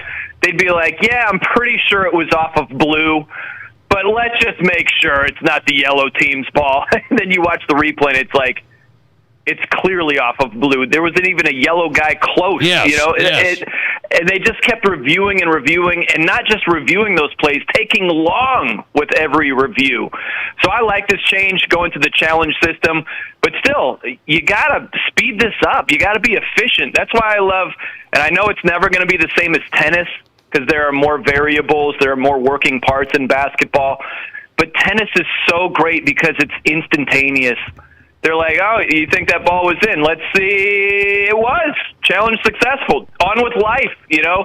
And basketball just isn't like that. I think for at least March Madness, you should have the college version of Secaucus. You know what I mean? It shouldn't be the officials in the game, like, turning around this monitor and watch. It's like, what are we doing here? You should have someone in a centralized location that's reviewing these calls, and they're a lot quicker. It takes time to go over there, review it on the monitor, make the right call. Someone else should be 3 steps ahead doing that. They do it in the UFL. They can't do that in March Madness? Come on, you absolutely could do that. So I like the challenge system, but with that, I think you still have to be way more efficient with these reviews than they are. Okay, so I'm with you on that. Let's do the challenge system, college basketball. I love it. Now, here's where I'm a little sketchy on.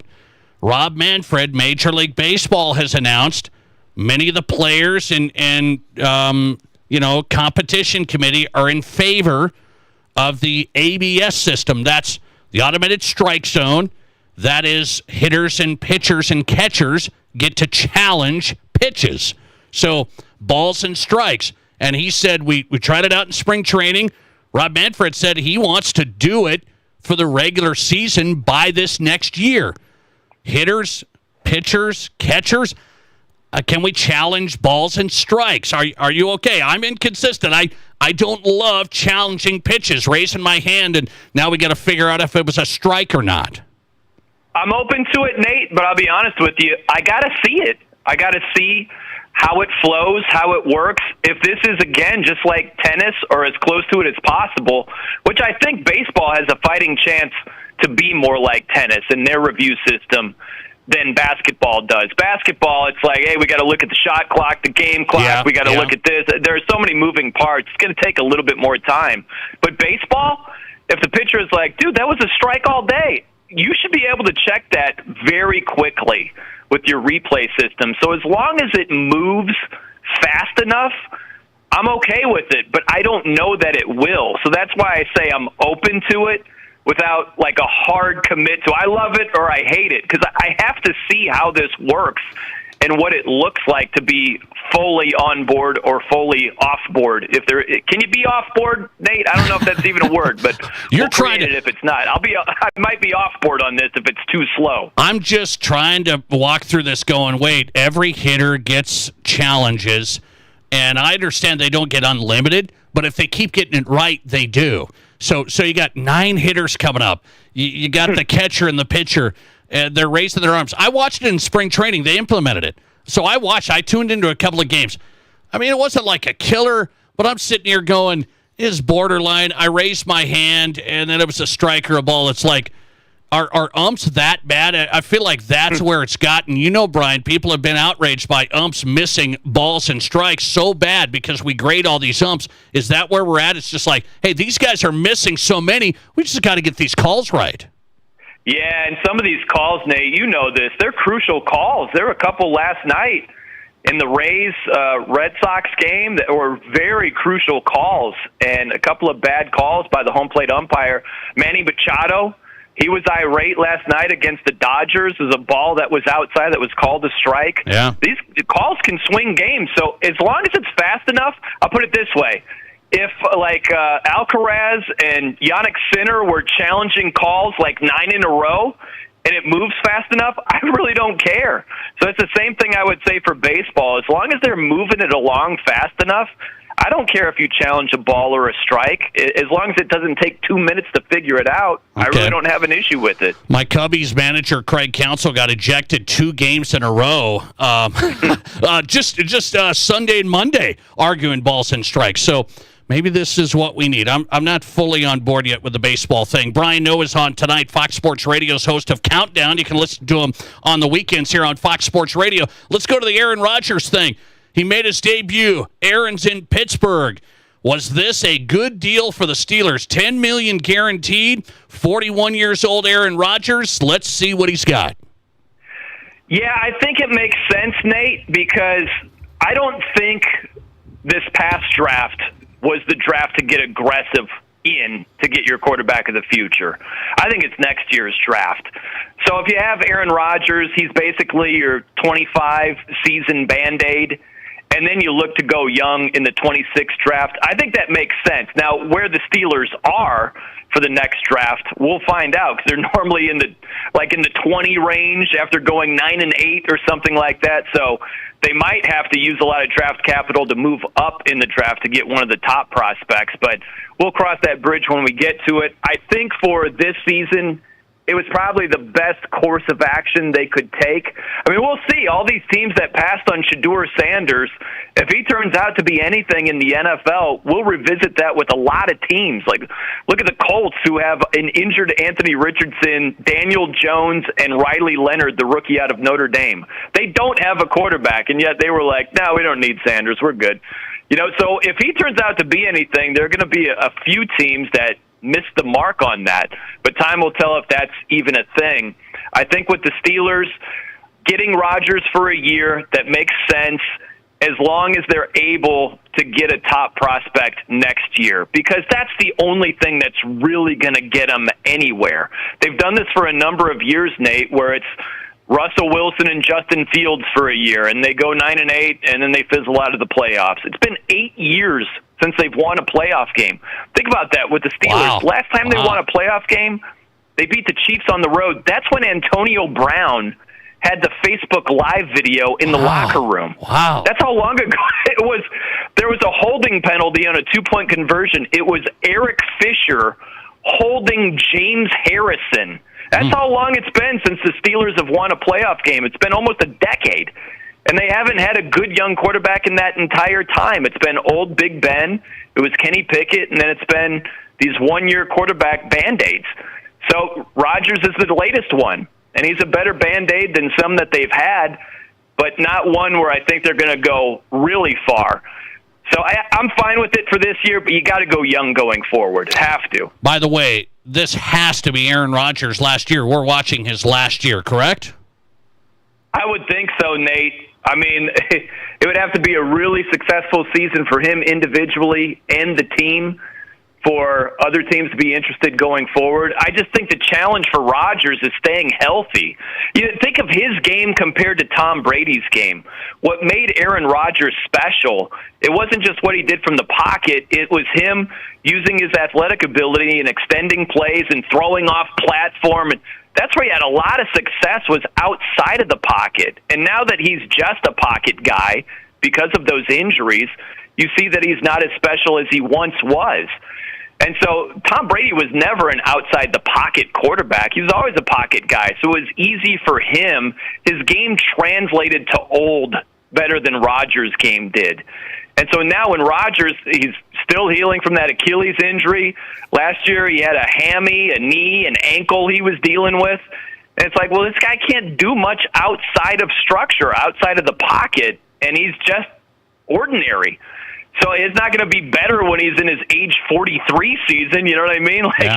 So I think the special Rodgers years are behind us, and his game just doesn't translate to old as easily as Tom Brady's did. Brian Noah tonight from Fox Sports Radio, countdown host here on Fox Sports Radio. You said last week OKC in 5 or 6. It's 1-1. How do you feel? Game 3 in Indiana tomorrow.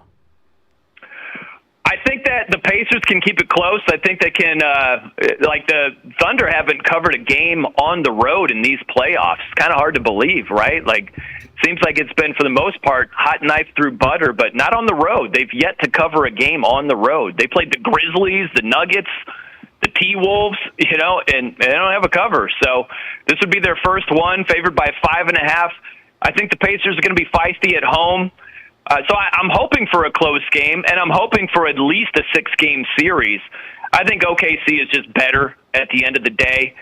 But Indiana, they're like the zombies of the basketball world here, Nate. It's, what do we have, like 28 years later or whatever that new movie is coming up where all the zombies are just coming? That's the Pacers, man. You think that they are dead and gone, and all of a sudden they're challenging to win game 1, and then they win it. It's crazy, these comebacks that they've had. So, yeah, I think that they're not going to be a pushover, I'll put it that way, but OKC's going to win this series. I'm hoping it goes at least 6, but anything beyond that, I would be surprised. Tomorrow is critical. Those game 3s are big-time critical. Indiana could gain advantage tomorrow. They get that win. It's a big one tomorrow. NBA Finals Game 3. Brian Noah's on it.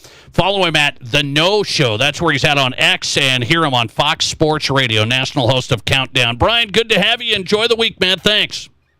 Thank you, Nate. I'll tell you this. Even without physically going to South Dakota, just having a chat with you, being connected to that state, and it always being a good day in South Dakota, I feel like my day is better, and it's going to be great from here on out. So thank you. You're a winner. 92 degrees in South Dakota, so you can take that as well. Brian Noah tonight, Fox Sports Radio countdown host, national host, and here on the Nate Brown Show tonight. I don't know if OKC is going to get that tomorrow night. I think Indiana's going to get it tomorrow night. Back home energy. I mean, they got the home crowd. I think Indiana's got that one tomorrow night. What do you think of baseball challenges? Balls and strikes, hitters, pitchers, catchers. They get to challenge. Rob Manfred said, looks like we might be able to do this next year in the regular season. Listener text coming in on an umpire. If C.B. Buckner is upping, you could have 25-plus challenges a game. And that's the thing. You got some of these umps. If the batter and pitcher and stuff keep getting it right, they get unlimited challenges. Now, that's tough to keep getting it right. But if they're like, no, that was in the zone, challenge. Boom, challenge again. Again. Do we want all the challenges on balls and strikes? Could it work, though, because baseball's a slower game as it is? So there is a pitch clock, I understand. Can you make a challenge system work within the pitch clock where you're trying to speed up each at-bat? So can you make that work? So, I don't know. I think challenging balls and strikes. I mean, we just whine about everything today. I don't want to go there, but we just we just whine about, well, that was wrong, and this is wrong, and this is wrong. I mean, we just whine about everything. It's like, there's things that happen in games. There's 92 things that happen in a game. And we always got to come back to Jimmy Dinglenuts missed a ball strike, and we lost. And it's like, do something else. So balls and strikes being challenged. Rob Manfred looks like they might do it in Major League Baseball in the regular season next year. I mean, he was talking about that pretty openly. Listener text, heck no, we can't do that. Heck no, we can't do that. All right. I know where you stand on that. Coming right back with Brian Henson, newspaper writer. Hey, you know what? I got to tell you, there's one thing tonight, speaking of, this new age in sports and challenging and technology and stuff, there's one thing in high school sports that I miss. I think about the good old days. I heard a Mentos commercial today, and I think about the good old days. The one big thing about high school sports coverage I miss, I'm going to tell Brian Henson what it is next. This is South Dakota's Sports Talk Show. There's nothing like it. Not for hundreds of miles in any direction.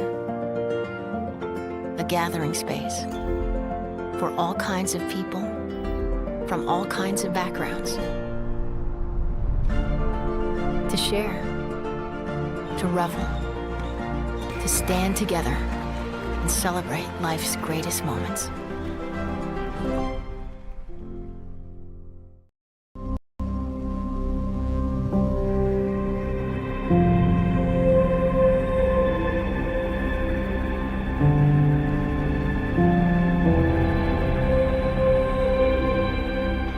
We are number one, so you can always be their number one. Black Hills Surgical Hospital and Black Hills Orthopedic and Spine Center. The number one hospital in the nation for major orthopedic surgery. Your home deserves a better hello. Swing into summer with a brand new entry or patio door. Get 20% off every door plus no money down, no payments, and no interest for 12 months. Enjoy an extra 5% off your entire project if purchased on initial consultation. That's up to 25% in savings on an upgrade your home will thank you for. But hurry, these hot summer deals won't last long. Call today or visit RBARapidCity.com to book your free estimate.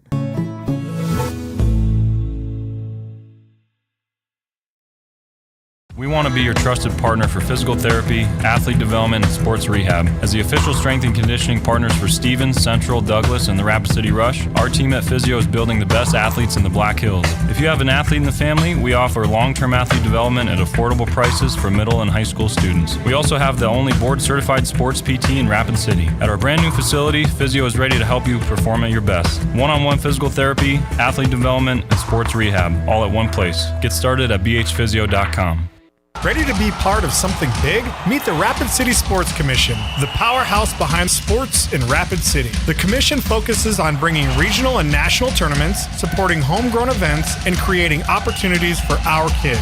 But it's not just games, it's a win-win for all of us. Youth sports fuel our economy. Hosting events in Rapid City means out-of-town families shop, dine, and stay with us, which boosts sales tax revenues too. To get in on the action, visit rcsportscommission.com, where we're all about the hustle. Get away from it all in the great outdoors for lasting family memories with a new or pre-owned RV from Dakota Discount RV. We make your RV experience fun and easy by providing you with a quality recreational vehicle, competitive pricing, and professional sales and service. Our large inventory of fifth-wheelers, travel trailers, toy haulers, and live-in horse trailers allows us to save our customers thousands of dollars compared to most dealers. Stop by and see us at Dakota Discount RV, 3330 East Mall Drive across from Cabela's and on JB Road, Blackhawk. Looking for a great place for a pregame meal that really satisfies? Or maybe you want a place to take your all-star after the game. Or you're looking for a place to enjoy a delicious meal while watching your favorite team on the big screen TV. Valley Sports Bar and Grill has all the bases covered for all those things and more. Top-notch, friendly, and attentive service. Wall-to-wall big screen TVs with all the big games. And the absolute best wings in Rapid City. Valley Sports Bar. Make it your place. 1865 Valley Drive, Rapid City. You're listening to The Nate Brown Show, also streaming right now on X. Follow us and watch the show live at Nate Brown Show.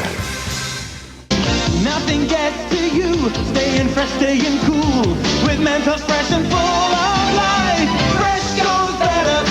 I can't believe it. I can't believe we had to play this Mentos commercial. I heard this commercial today for the first time in how long? I can't remember, but it brought me back to the old days. What about the old days do I miss on the Nate Brown Show? And it brought me back to sports writers and newspapers and all the great coverage that these guys provided in what? In what? What's the number one thing I'm missing? Okay, I'm going to go to the vintage days and tell you what it is. I'm going to invite on my next guest, Brian Henson. He's a young guy. I don't want to get this wrong, that he's an old newspaper guy. He's a young guy New Age newspaper guy, Indy Star, preps writer, former Argus leader writer out of Sioux Falls, Brian Henson, joining us on the Nate Brown Show. You didn't know it's going to put you into this mess, Brian, but this Mentos commercial I heard brought me back to the old days when I used to go to the newspaper every high school football Friday night, high school basketball night, and get the box scores. The box scores, stats, players. I could see it all. Do we miss the newspaper box scores, Brian Henson? Oh, plenty of people miss them. I was the person who had to do that when he first started at the Argus. No, I don't necessarily miss it. But I understand the value, and yes, there are plenty of people who miss it, especially around the South Dakota area. I fielded many of those calls, many an angry email, and that obviously was, in fact, all of my fault, Nate. I was the jerk who made that decision, so it was fair. But no, yes, I missed that as well. I just do not miss fielding phone calls, picking up faxes, and all of that fun stuff. So, yes, it was very extensive is what you're saying. You would get the box score. You would get the stuff from the coaches. I mean, coaches had to actually send stuff in to guys. I mean, they had to send stuff in. It was wild.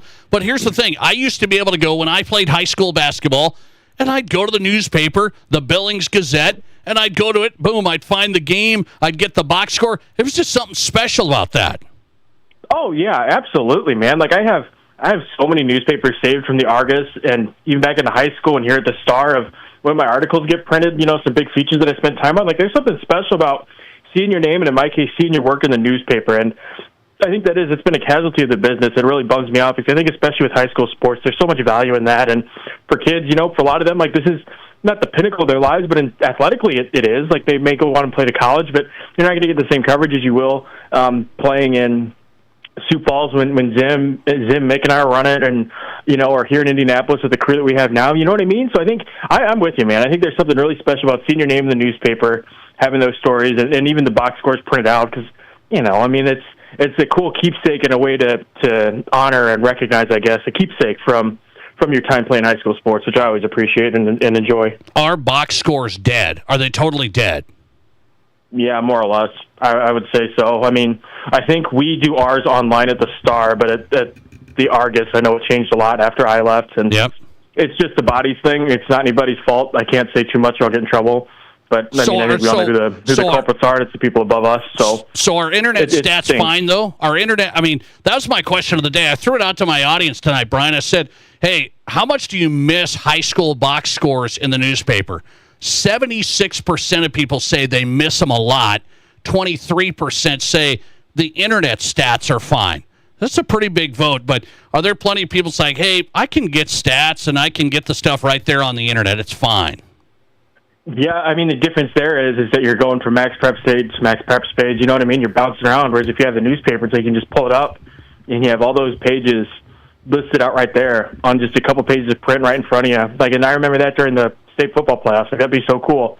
You'd have like that first week when it's just all the small schools, and you get like statewide scores. Like, you even get the schools out in Rapid City, get to see how they did and all that. And I suppose to some extent, Twitter has made that a little less relevant, so to speak. But I still think, to your point, I think there's some nostalgic value, and it's a cool thing to have with it in print.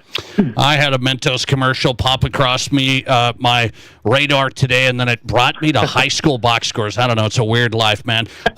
Brian Henson on tonight, writer for the Indy Star. By the way, I wanted to get you on also because Indiana has changed the rule for transferring. So this is interesting to me.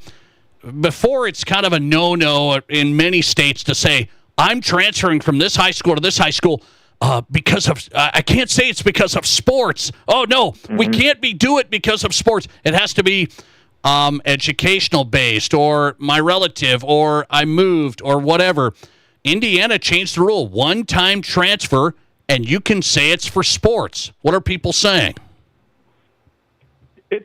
I think people are generally in favor of it just because it kind of, you skip the formalities of why kids transfer a lot of times. There are some bona fide moves and moves that make sense. And for whatever reason, some of those are the ones that get blocked by the Activities Association out here, which is always very strange to me. So I think this way it kind of alleviates some of that pressure on them, which is a good thing. I'm really interested to see how it unfolds. A lot of people are concerned that it's going to become like the Wild West, like it is in the college level. And that may be the case for like boys basketball and football to some extent out here, but for me, covering girls high school sports primarily, I think it's going to be a lot more contained, and it's going to be a lot of like, role players that move. I don't think the star players are going to be as willing to move as people are expecting. But I think reaction to it has been generally positive. It's interesting because it was just passed formally a few weeks ago, but this has been in the works for a few months now, and it's been discussed even longer than that. Like since I got here, people have been pitching that idea and bouncing it around, and it kind of felt more like an inevitability than anything else. I understand that, educational side of this, that's what high school is for. I really do. But I also think we just make up stories. If we don't think kids are transferring for sports, I mean, that's ridiculous. So why not just say, I'm transferring for sports? Yep. And I think that's exactly where a lot of people come down on it, and that's kind of where I come down on it too. And it's one of those things too, the important caveat to this is it has to be within your first 3 years. So freshman, sophomore, junior, you can transfer. So as a senior, you can't transfer. And there's some nuance in there, so you can't just leave in the middle of the season or right before a season. So they have some safeguards in there. But yeah, I mean, I agree with you. I mean, let's cut away some of the baloney and just get to the root of the reason. And if that's why you want to move, fine, cool. My one concern is, and this again happens anyway, so it's probably not a big of a deal, is just the parents of it all, because parents are the ones that are kind of ruining youth sports if we really want to drill down and be honest about it.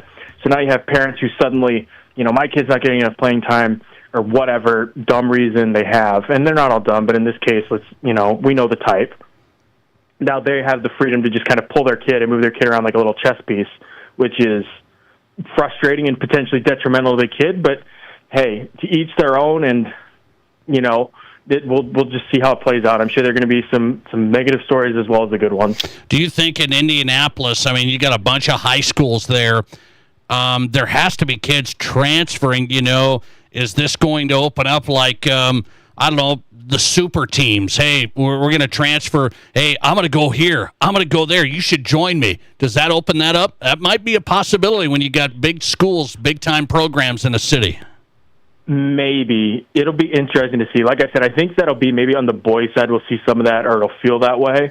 But, I mean, there's so much talent. Like, even if you build a super team, that doesn't guarantee you anything. And the other thing you have to consider, and I'm sure that this is going to factor into a lot of people's decision, is do you want to be one of X number of great players? Like, how much does a state championship mean to you versus having the opportunity to also compete for a state championship and stand out and play a more prominent role on a team? You know what I mean? Kind of that big fish, little fish thing. If I could equate it to a thing in South Dakota, like South Dakota State, do you want to continue to be the big dog in the FCS, or do you want to go up to the FBS where you maybe make a little bit more money, but are going to be a doormat for a lot of teams? You know what I mean? So yeah. I think that's kind of a dynamic that maybe offsets that super team thing a little bit. But, I mean, it's certainly a possibility. But, again, that's kind of already happening to some extent, where these kids recruit themselves. And they're like, hey, I want to go play with my buddies at this school. And it just kind of happens naturally that way. Sometimes even when they're still in middle school before they get to the high school level, that those super teams form. So it'll be interesting to see how that component plays out.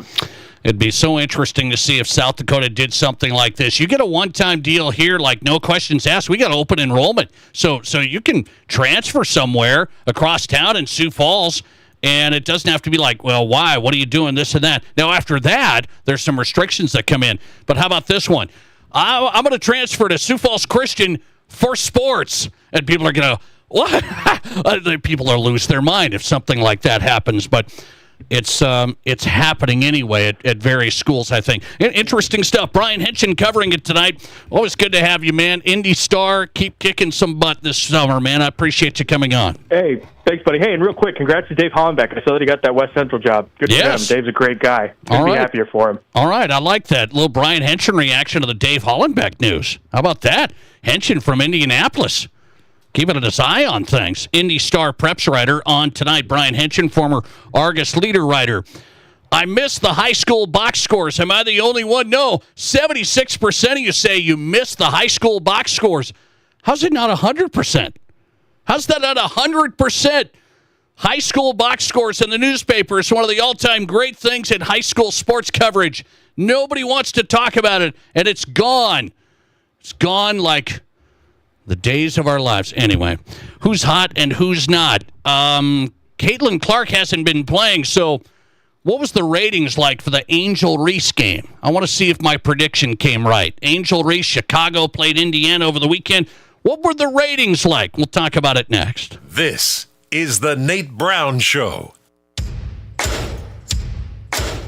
Still looking for something for Dad this Father's Day? Stop by Fleet Farm and get him a gift he really wants at the best price guaranteed. Like Columbia apparel and footwear, now 25% off. Or get him a Wildview video trail cam for just $29.99. And what dad wouldn't love a Milwaukee M12 5-tool combo kit for under $200? For these and more last-minute Father's Day deals, stop by your local Fleet Farm or check out our latest weekly ad at fleetfarm.com. Sandwiches are the original fast food, and what could be easier than loading up a few slices of Country Hearth multigrain bread with your favorite deli meats and cheeses, then piling on freshly picked veggies from your garden, or maybe a good old-fashioned peanut butter and homemade strawberry jam sandwich made on Kids' Choice. This summer, when you're on your way to the lake or park, skip the drive-thru. Pack a cooler full of your favorite sandwiches instead. Country Hearth Breads, locally baked and delivered fresh daily. Kelley Blue Book Instant Cash Offer from Denny Menholt Toyota. Use your phone. It's fast and easy. Pull up our website, click on Value Trade-In, scan your VIN, and tell us about your car. You are on your way to a no-hassle, no-commitment cash offer on your vehicle in under 5 minutes. Bring your vehicle and your Kelley Blue Book Instant Cash Offer to Denny Menholt Toyota and get cash or trade-in credit today. See you soon at Denny Menholt Toyota, Rapid City. Here's your Fox Sports Rapid City forecast. Chance for storms tonight, otherwise cloudy skies expected. Lows dip down to about 58, north winds 5 to 10 miles per hour. Chance of thunderstorms tomorrow, highs level off around 80, sunshine mixed with clouds at times. Slight chance for storms tomorrow night, lows level off around 56, cloudy skies expected. That's your forecast on the Black Hills Sports Station, Fox Sports Rapid City. Right now, it's 89 degrees. So, I just got the State Farm Personal Price Plan on my car insurance. So you told your agent you play the bagpipes for your dog?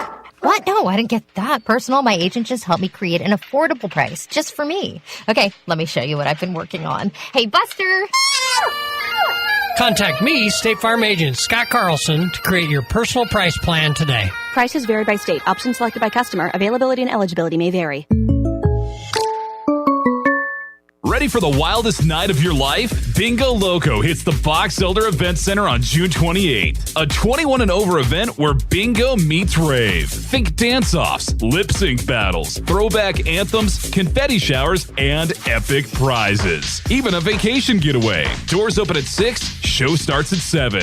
Book the Bingo Loco room package at Courtyard by Marriott. Includes your stay, 2 tickets, and breakfast. Don't miss it. Get your tickets now at thebox.live. Hi, folks. Kevin McPherson, McPherson Auction Company. I want to invite you to the 12th Annual Wild Bill Days Classic Car Auction coming up Saturday, June 14th at the Deadwood Mountain Grand, Deadwood, South Dakota. Now, this is a live auction with simulcast bidding available. Approximately 75 cars, trucks, and hot rods will be crossing the block starting at 10 a.m. Also be selling memorabilia. Hope to see you all Saturday, the 14th of June. Free concerts, classic car auction, Deadwood Mountain Grand, Deadwood, South Dakota. For more details, go to McPhersonAuction.com. Live callers, big-time interviews, and breaking sports news. This is South Dakota's sports talk show, The Nate Brown.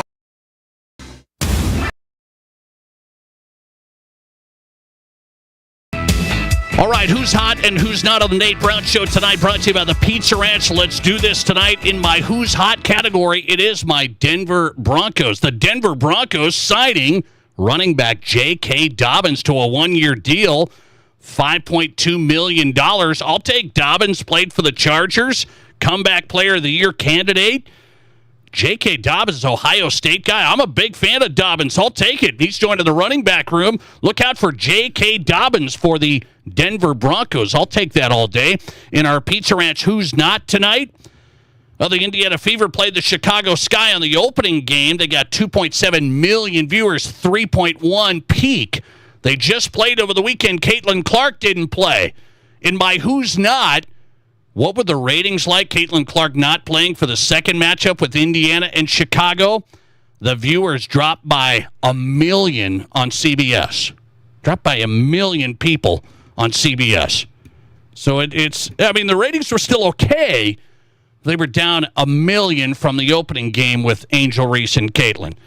Caitlin is the needle. the ratings driver. Thanks for listening to the Nate Brown Show. We'll be back tomorrow. The podcast going up now. It's the geometry teacher who mans the ticket window. It's the kid in grade